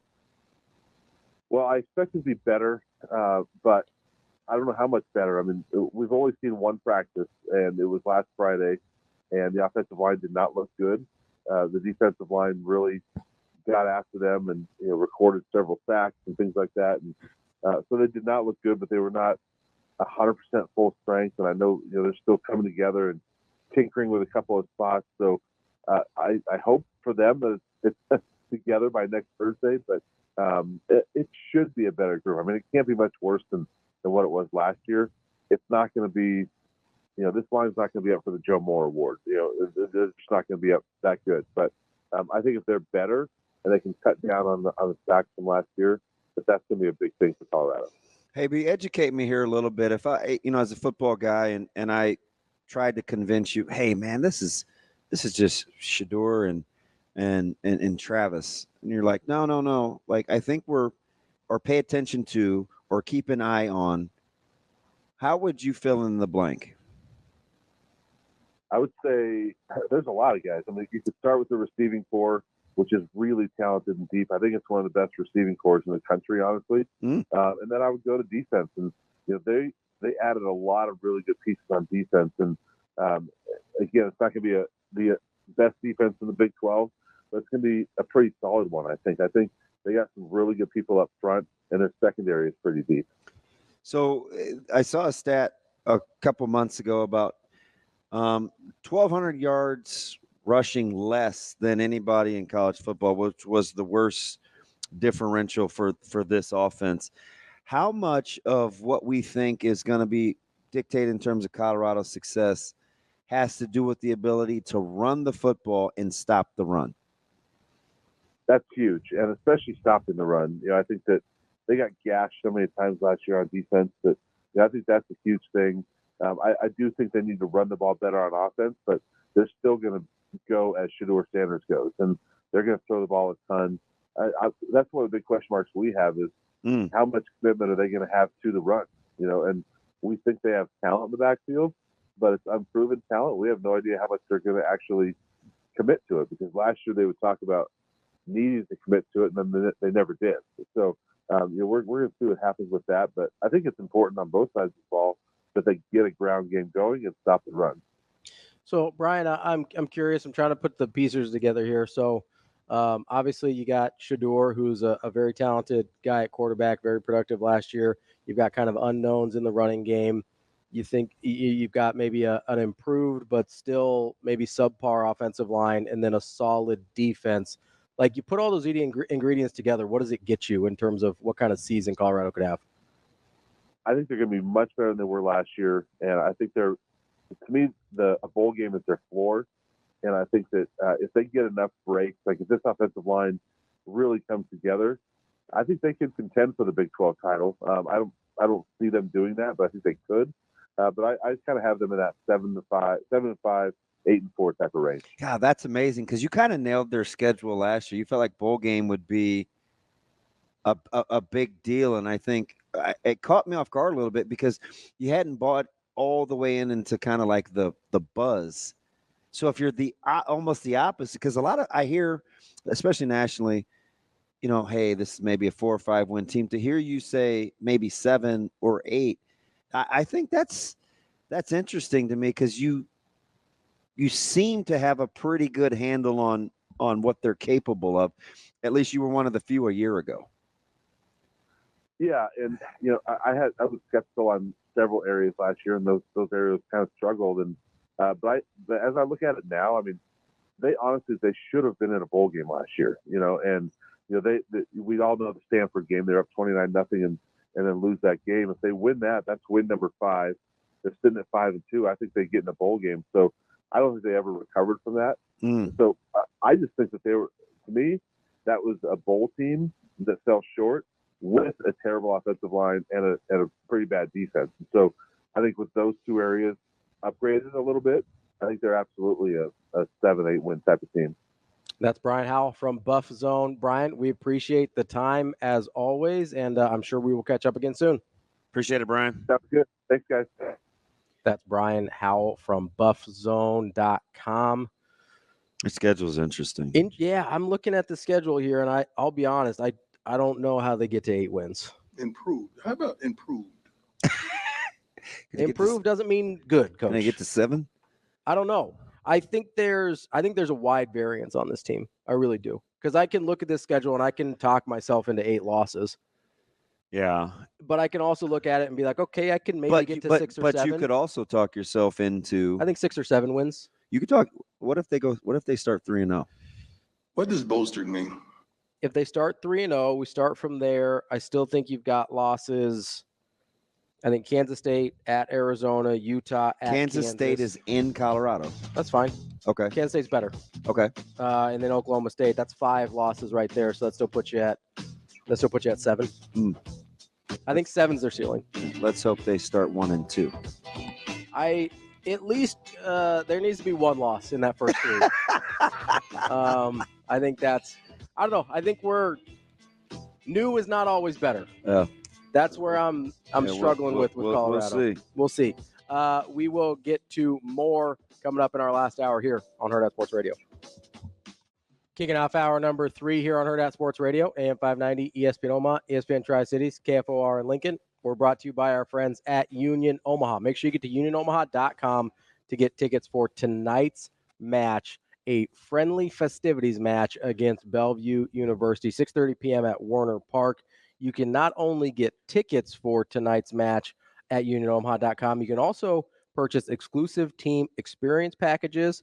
And once you're at the game tonight, there'll be team autograph signings and a free raffle for all fans, as well as some fan knocker ball matches at half. I don't know what knocker ball is, but it sounds interesting. Yeah. I'm in.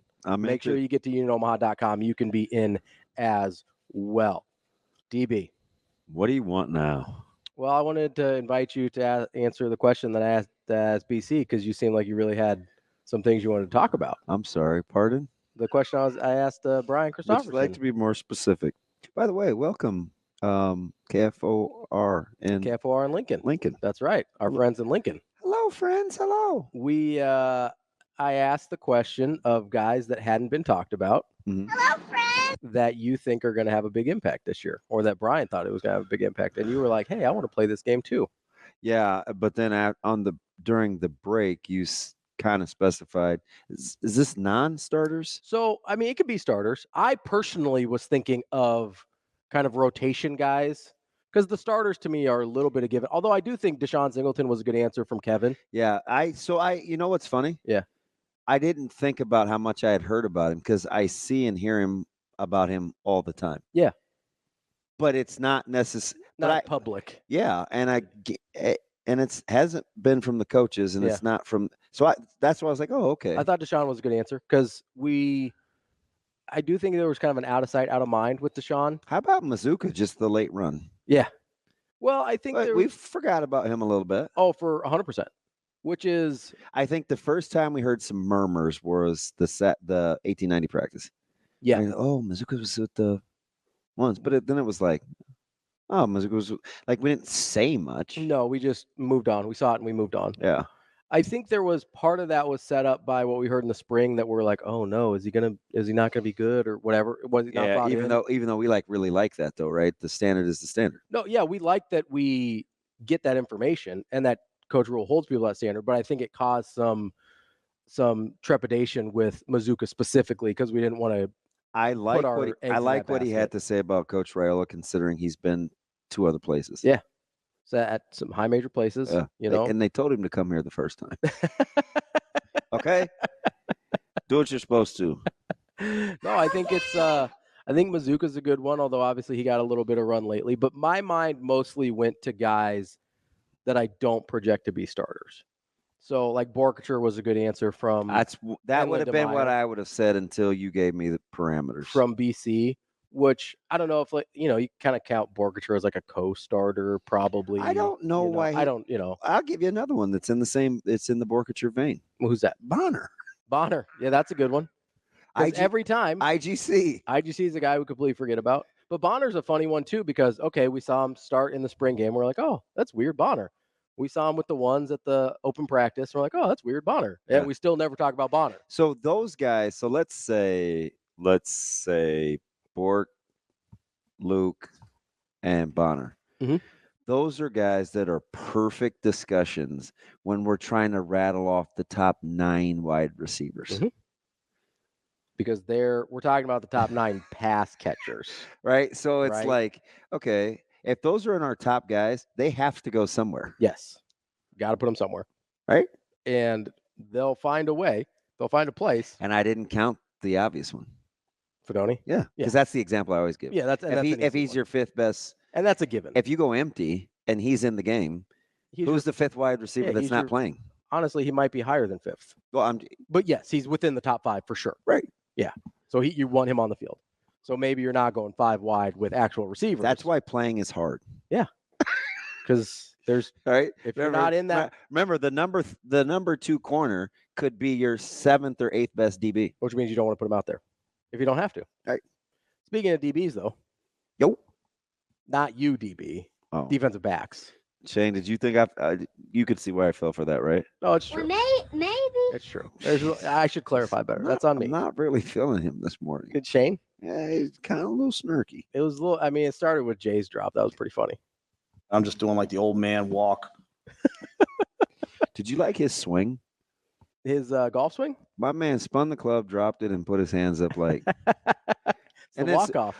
Who said get your ass on the line? There's a player, I think. Yeah, I don't know. Like, yeah, get your ass on the line. I was like, yeah, you guys are running. He must have made that thing. Yeah. Well, that's what he said in his answer about the chasing 3 stuff. He's like, there is a clip I want you to see next week. And he talked about him golfing. So that must have been like the 90-foot slap shot he had at Baxter. I'm like, you just. Well, so he said, he goes, hey, I'll miss that shot 9 times out of 10, but you challenge me on it, I'll make it every time. He's got it. He's got that competitiveness in him. He has swagger. He has juice. No, but you want to know the guy that kind of brought this question up in my mind? You're the unspoken contributors question. Yeah. You're familiar with him. Yeah. I am getting more and more convinced that one Caleb Benning is going to be a key contributor. Yeah. In the secondary. I'm with you. And we haven't heard boo from the coaches. Not a or other players or anybody. I think he's going to play. Yeah. And not just on special teams. I would agree. I think he's going to play. I think he's going to be part of the defense. As a matter of fact, I don't even get the special teams thing. No, that's what I mean. But I think people, when they talk about a true freshman playing, I think a lot of times they assume like, oh, hey, yeah, maybe he'll get some run on special teams. Like we saw with Carter Nelson. You left it out there by the bathroom. awesome. Yeah. Well, you make my throat dry talking about it, so I wanted to. Do you need some Diet Coke? I would never. Saying, could you help me and grab my Yeti that's outside on the ledge? It's just right outside the ledge there, Shano, by the I think merch he's serious stand. when he's saying no. No, I agree. I think he's gonna play. I don't know what that looks like in terms of rotations and things like that, but I think, and we heard our guy Tim Verghese on his video, his little videos that he does. Yeah. Talk about this as well. That was on John. Well, I guess I'm gonna have to eat a low crow here. Why is that? Just because I had to hear it from Foreman yesterday. My buddy Leslie has been on it. Obviously, Jay's been on it. You've been on it. Mm-hmm. It's fine. It's fine. I mean, I think he's gonna be pretty good. No, he's really good. Yeah. And I'm happy about that. Thank you, Shane. I am. And the more that he divulges, the better. Thank you. The better I know he feels. Mm-hmm. I like the fact that his teammates like him, have invested. Yeah. Yeah, especially two. A couple of the older guys. Yeah, he's like, Buford keeps his circle pretty small, and he told me, stay close. Right. Yeah. So, like those things are encouraging. I think. I'll let you can talk about that. I'll give you another guy. Or do you want me to move off of that? Or you? No, I do. I've got a little bit more, and then I'll let you clear your throat a little bit and feel better. But I guess my question for you would be, and I'm not trying to put you on the spot here, so if you don't want to answer it, don't answer it. Of course not. You never do that. I don't think I've ever done that. Where was your hesitation with Caleb in terms of playing early?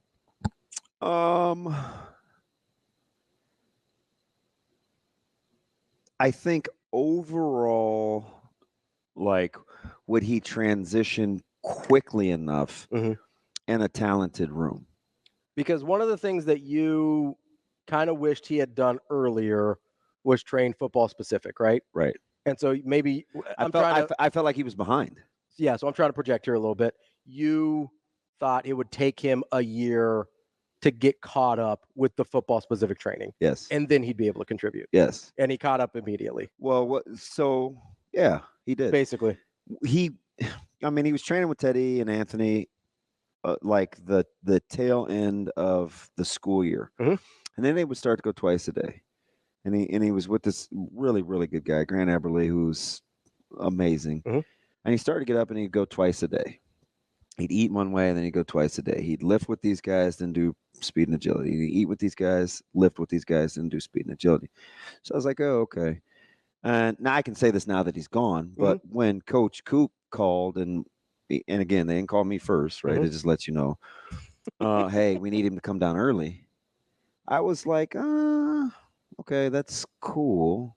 That was where I got my first indication. But then when he called the second time to ask me if I was okay, he's like, hey, did you talk to Coach Rule? Like, I know this is a quick turnaround. Like, just let me know. It was like 2 days after he graduated. It was the next day. He graduated on Sunday. Right, but they wanted him on Monday. Okay. Yeah, Monday. But they called you Friday or Saturday? Saturday morning. Yeah, so it was like 2 days. Yeah. It was like a 2 days turnaround. And he said, hey, he needs to be thinking about playing. And so I was like, oh, sounds great. Just want him in there. So whatever.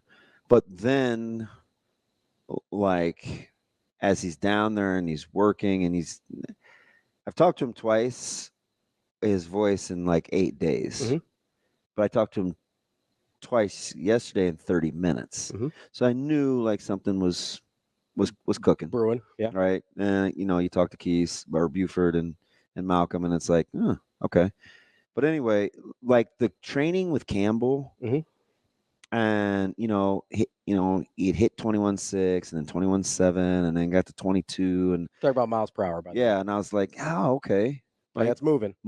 22 is an exclusive club. And then you put it with kind of what he knows. High football IQ guy. And he got, and I mean this, and I'm not stealing his shine. I think the connection with Butler and how he goes by trust and aptitude, I think was a benefit. Yeah. Because he's one of those beneficiaries of a blank slate. Even though he had a coach that recruited him that loved him. Yeah, that was a big fan. Right? Needing a blank slate isn't always a negative on the previous situation. No, right? no, 100%. Yeah. It just means nobody else has an advantage either. Yeah, right. That's really what I'm saying. Even the playing field for Caleb. Yeah, that's what I'm saying. He didn't have any preconceived notions about the guys. It even the playing ahead of field him. for like Sanders and stuff. So Yeah. as physically, I got to watch him, and then he got to like 200, and he got invited to because he'd hit his weight goals and attendance, and he didn't miss any time. So then I was thinking, okay, but you still got to get into that top.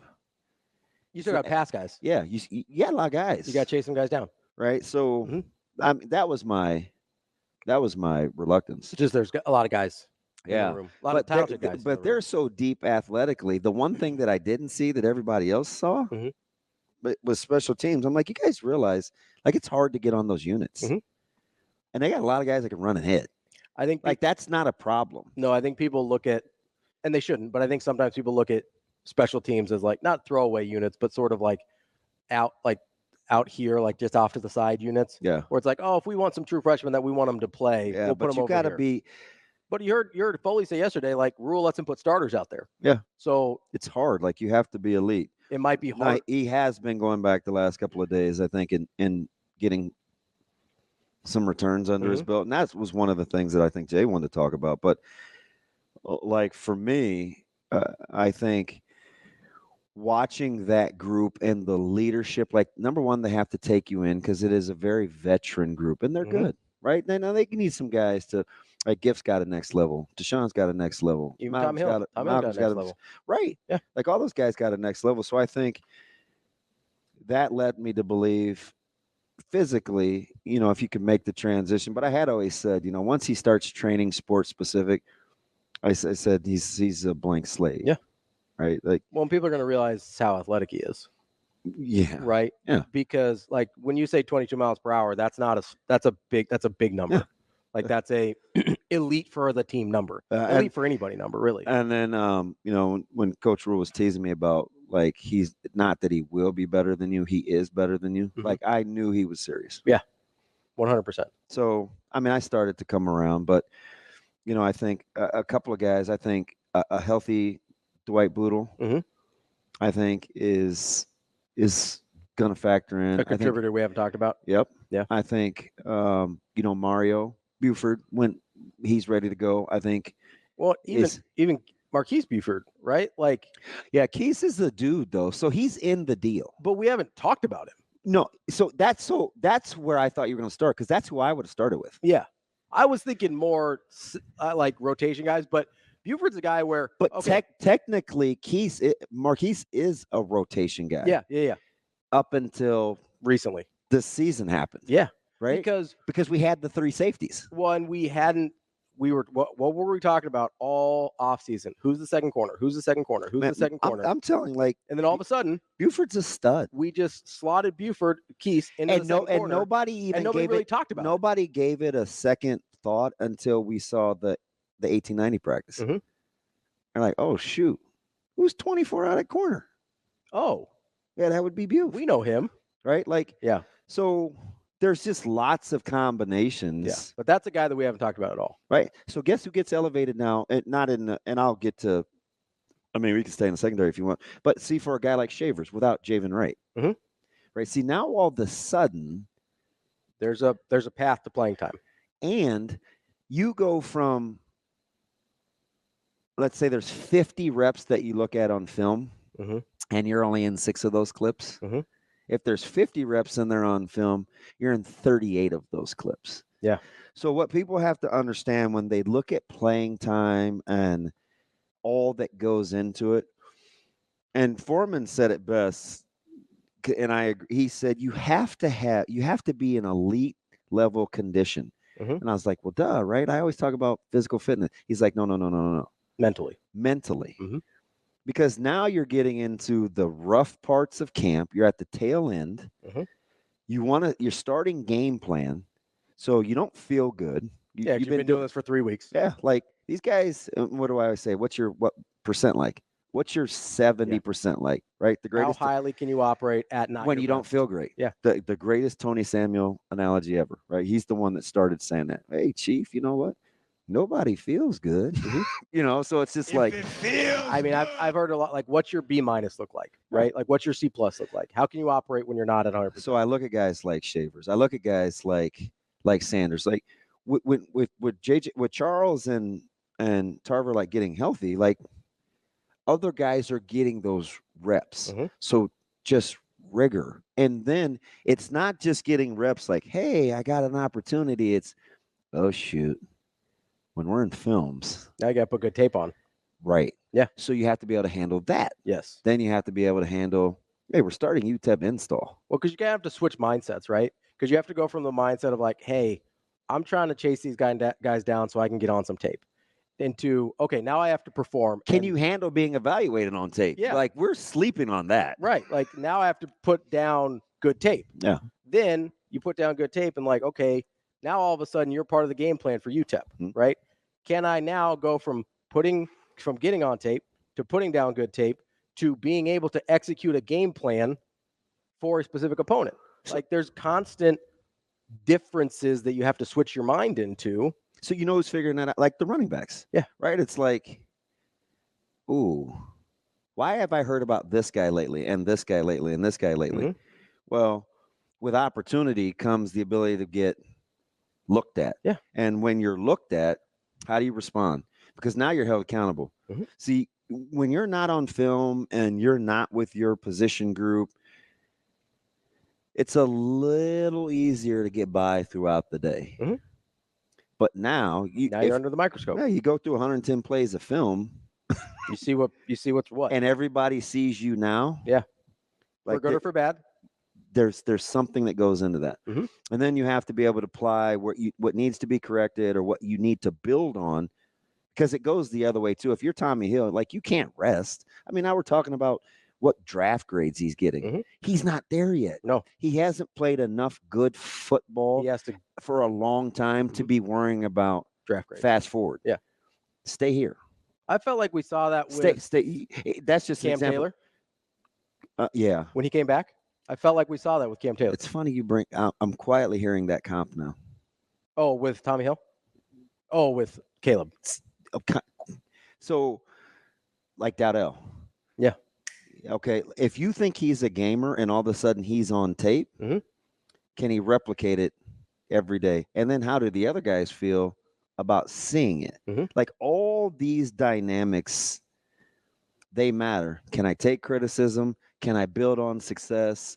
Can I bounce back from a subpar day? Can I handle them not talking about me way more and talk about all these other guys?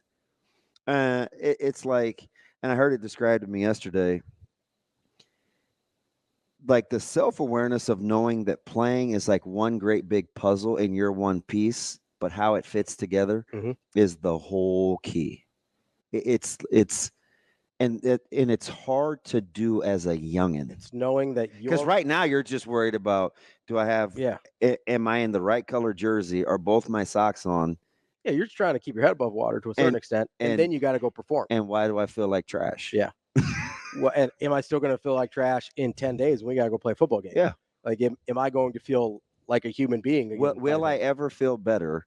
And then being able to manage that. Yeah. It's fluid's a great way.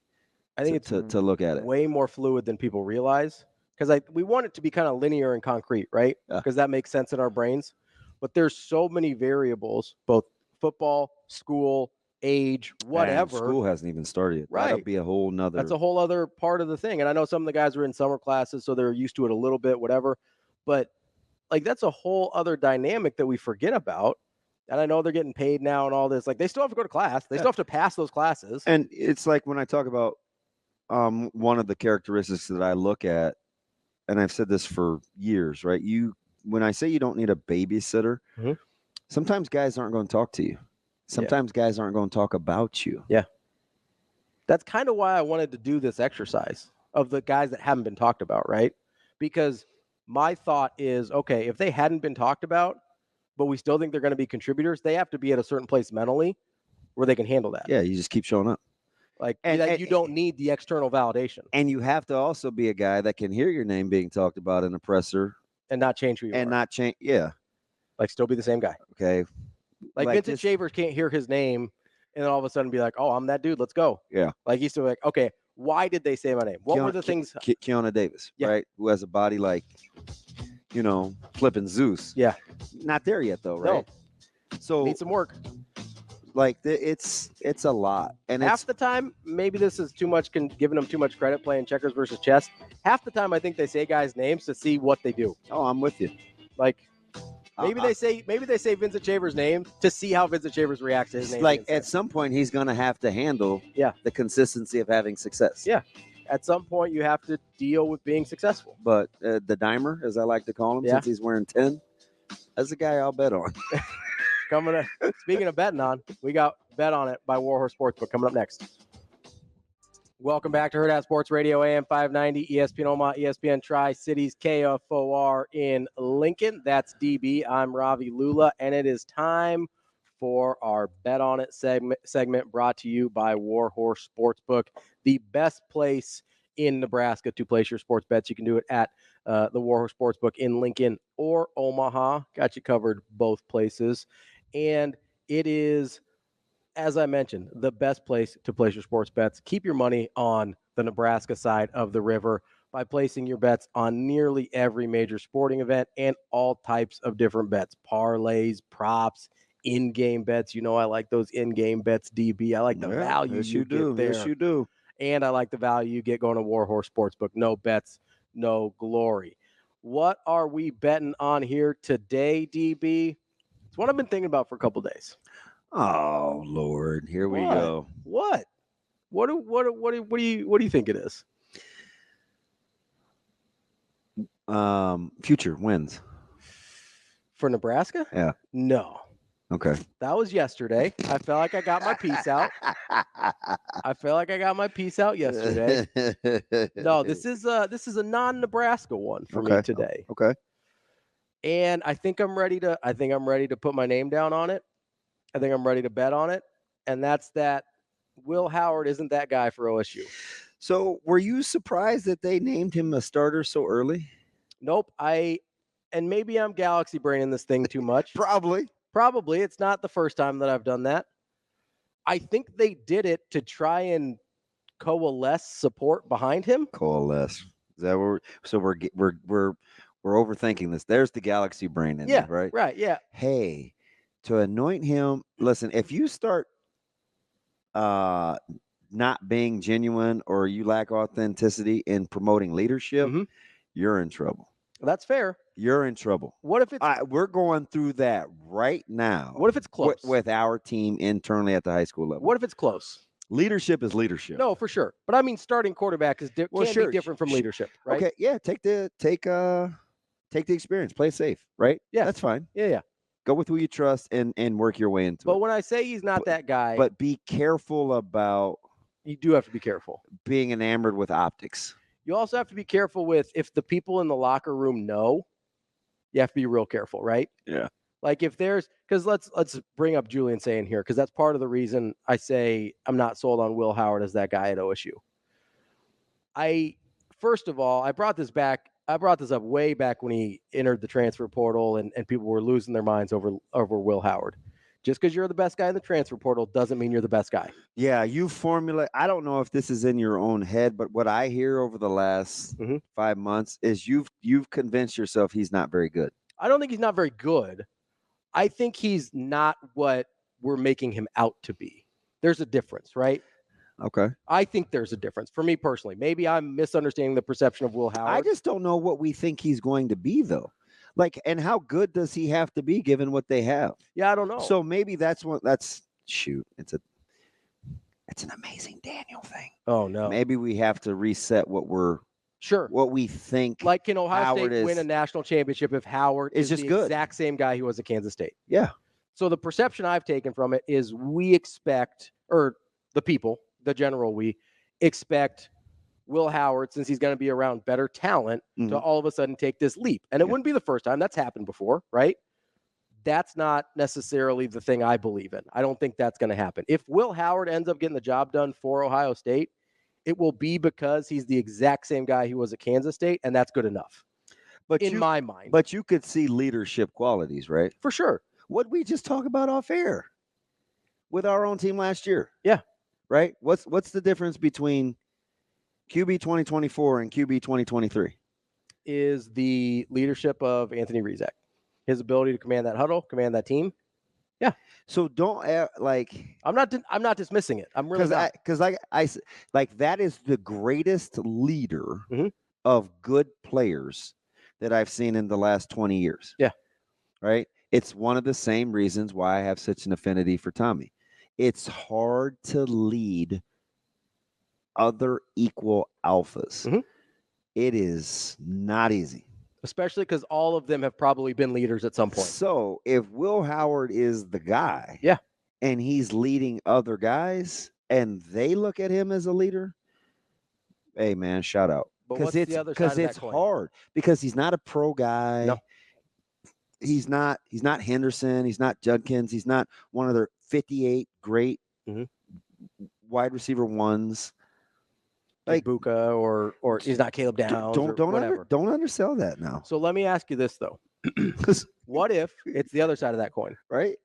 Because this is how it could go bad. Okay. If it's the other side of that coin and Will Howard thinks he's that guy, but there are other leaders that are respected more in that locker room already. Do you think they would roll the dice? I don't know. I really don't. I don't. I don't think they would. So here's an interesting. It's too big of a year. No, but that's why I think they may take chances they wouldn't normally. Because all right, I'm listening. I think Ryan Day has, and this isn't an original thought, but has some of the most insane amount of pressure this year of just about any college football coach that we've seen in recent memory. Because his bar isn't making the playoffs. So this is Sands, Pittman, Napier. Oh, I think it's way worse than them. Even Marcus Freeman. Because you can have good years at those places and be fine. If you make the college football playoff and you're Ohio State, that's not good enough this year. Have you seen Florida's schedule? Not recently. Yeah. I assume it's bad. Ugh. But like Napier, if he makes the college football playoff, is good. Like he said, Ryan Day is not in that situation. Ryan Day has to not only make the college football playoff, he has to beat Michigan, and borderline, he kind of has to win the national championship. Like, I genuinely believe that. And that is a really unique position as a head coach to be like, hey, I know you're awesome and you win a ton of games. Well, that's all the reason to not tinker or dink with pretend leadership. But if you think there's a reason, whether it's Will Howard's ability, if you think there's a reason that Will Howard can help you get to something and you're under that amount of pressure, I could see you compromising. Well, I don't know. I don't either. But the whole situation makes me... Because on a much smaller scale, this is exactly what we went through. Yeah. Last year. It's exactly what we went through. But... ton of pressure. Yes. Perceived to be really, really good. Yep. The leadership came natural. It did. So you don't think that at that level? Not always. What if it doesn't? Like, I think it's what. Okay. I think the leadership coming naturally is less common than maybe we're giving it credit for. I think it depends a lot on what that locker room and the culture is like. And I don't know at Ohio State. I really don't. I'm not saying it's bad. I really don't know. Ask me another way. In terms of the leadership, because I felt naturally. Because I felt like we had a couple of options. Yeah, but it was clear the direction we moved in. So if you do have a couple of options, I mean, and it doesn't end up being clear. Like, what if part of the team gravitates towards one guy, part of the team gravitates towards another guy, and it's not clear? I mean, you went through this to a certain extent with Tommy and Brooke. That's not who I would have used. I would have used Tommy and like Zach. Okay, sure. I would have used couple of defensive guys. But there were certain guys gravitated to, and then there was another guy that certain guys gravitated towards. And if that doesn't naturally is that leadership though? I don't know. I think if they gravitate towards you, it's a bonus. Yeah. But I would have to think about if it was necessary. Because I think guys can gravitate towards Raiola. That doesn't naturally make him a leader. Fair. Yeah, I think that's fair. But he could naturally be a leader. Here's where that becomes a problem, right? If guys gravitate towards Raiola, if he thinks he's a leader, and feels like he needs to be a leader, but there's other people that probably should be leaders this year. Like if he thinks he needs to be that guy and isn't that guy yet, that's tough. That's where things get a little messy. If Will Howard thinks he's supposed to be that guy because he's QB1, he got named the starter, he's got some accolades coming from another place where nobody else on that roster in the quarterback room has accolades in college football yet, right? None of them have played. Even though Julian Saint's probably better in terms of a pro prospect, Aaron Nolan maybe is better as a pro prospect. None of them have done what Will Howard's done. But maybe that's not the guy that people look to for leadership, but he feels like he should be. I think this might be one of those times where it's better to be a good follower too. Right.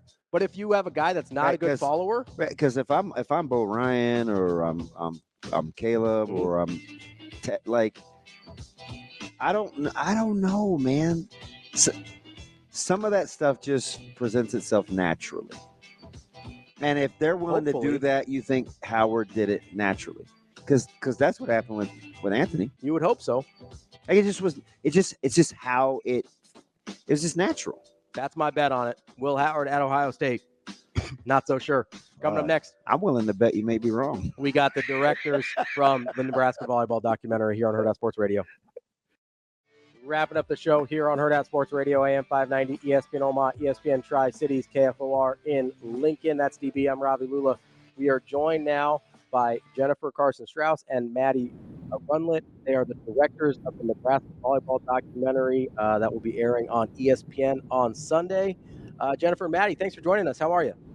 Good. Thanks for having us. Morning, guys. Thanks for having us. How about this too? Somewhat welcome. We appreciate it. And let's get right to it, right? Like, let's start with the catalyst for the idea, right? Because a lot of people have really good ideas and something could be cool, but you need a lot of people sometimes to go along and play nicely with you. Walk us through the start of how this got to be where we are today. Yeah, for sure. So, obviously heading into the 2023 season, there's a lot of interest around this team. No seniors, a lot of interesting players coming in. So that kind of is where we start. But then when volleyball day happened, I feel like that's the big moment where a lot of eyes outside of the volleyball world and outside of Lincoln, became aware of the program and where, our story really starts. But it's very much a jumping off point for us, I would say. So as you're putting this idea together, I'm always curious with documentaries. How much of this do you have? You mentioned the volleyball day in Nebraska. That's obviously a storyline you want to follow. And how much of this do you have kind of these preset ideas of, hey, these are some possible lines we maybe want to follow through this documentary? And how much of it is, hey, let's just see how this plays out and see what stories kind of naturally emerge? I think there's definitely things that you note at the beginning, right? I mean, we wanted to really be diverse in the characters, the people that we were going to talk to. So we liked having Rebecca Alec as the hometown kid. We liked being able to have a freshman, and who better than Harper Murray, who was coming in as the #1 recruit in the nation. We liked having, Lexi and Merritt be those co-captains and give us their perspective. But I think it wasn't until we sat down with them, and then as the season unfolded, where we really were able to discover some layers for things that we couldn't expect or try to plan for early on that end up happening through the season. And even after the season unfolds, that, those storylines kind of came to us, and we had to be really adaptive in evolving to what the true story was. That's interesting, because after having, the sneak peek, and it's fantastic, and we're always going to encourage everybody to make sure that they're tuned in on Sunday. It wasn't exactly like I thought. It was vastly different than what I was expecting. And a lot of times when you get creative people, sometimes landing the plane is difficult, because unlike me, I'm more like protocol. He's the creative one. But when you get creative folks, when did you know that it was going to take a certain direction? Because I know you talked about being malleable and able to go with it, but you have so much content. Like, how did you figure out, okay, let's land the plane this way, given all the information that we've accrued? I think when we started this pitch and trying to get the support for it, it did start off as something that was, hey, this is this massive interest that's taking place in the middle of the country. Let's dive deeper to see what that is and how it came about. But it wasn't until we actually sat down with people that we were like, yeah, that's part of the story.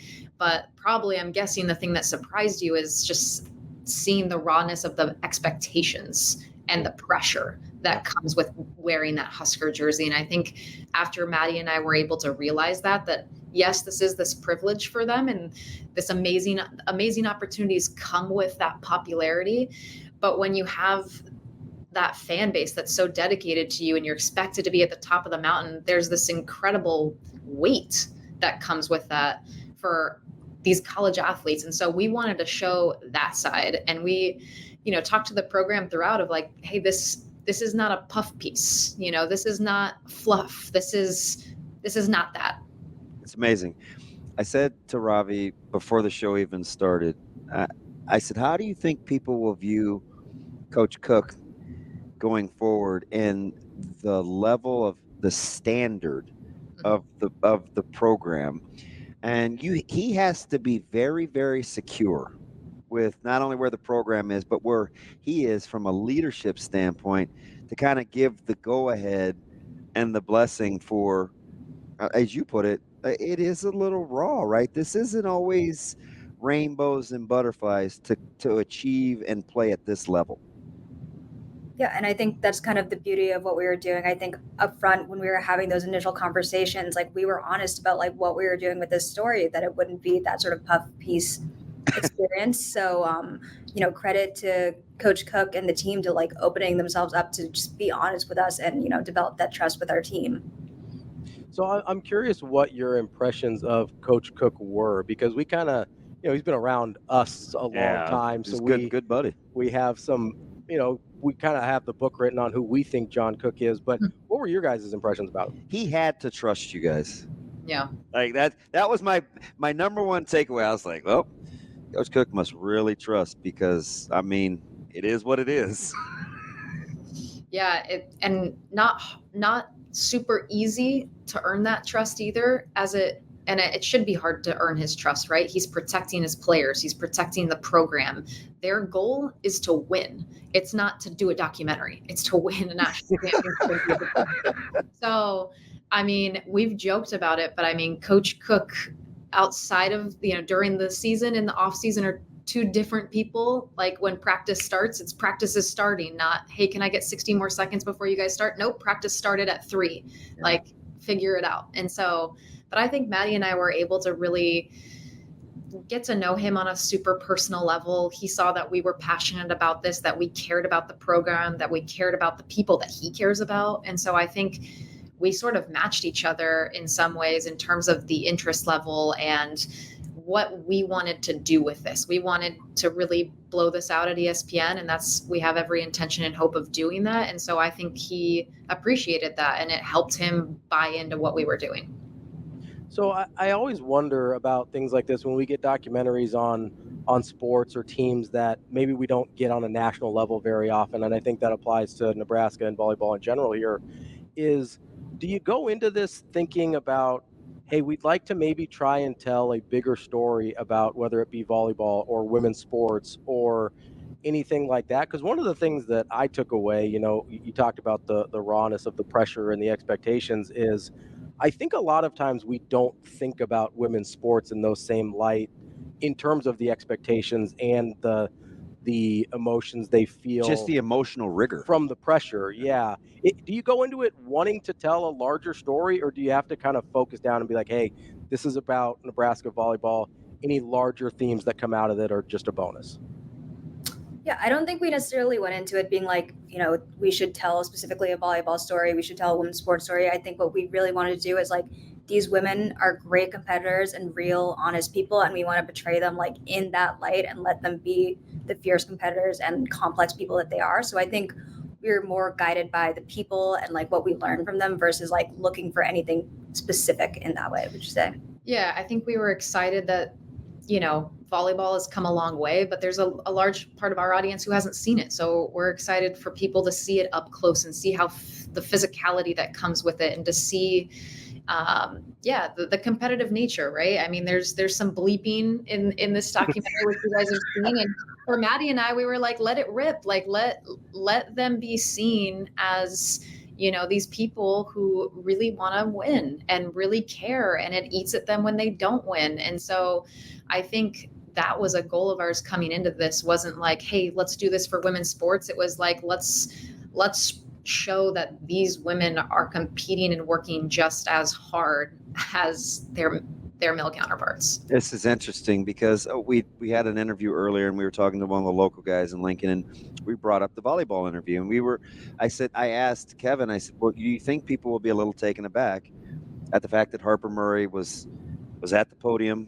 There wasn't a lot of off-season talk about what had transpired, and Merritt Beeson just kind of calmly took over answering a question for her. Mm-hmm. It's almost in reverse order. I think after people see the documentary, they can get a glimpse and an insight of how comfortable maybe those two may have been, and Merritt may have been taking on the questions for Harper that we wouldn't have known had we not seen the doc. Like I'm excited for other people to see it, because I think it'll give us a glimpse behind the scenes of how the level of connectivity and what's expected in accountability as well.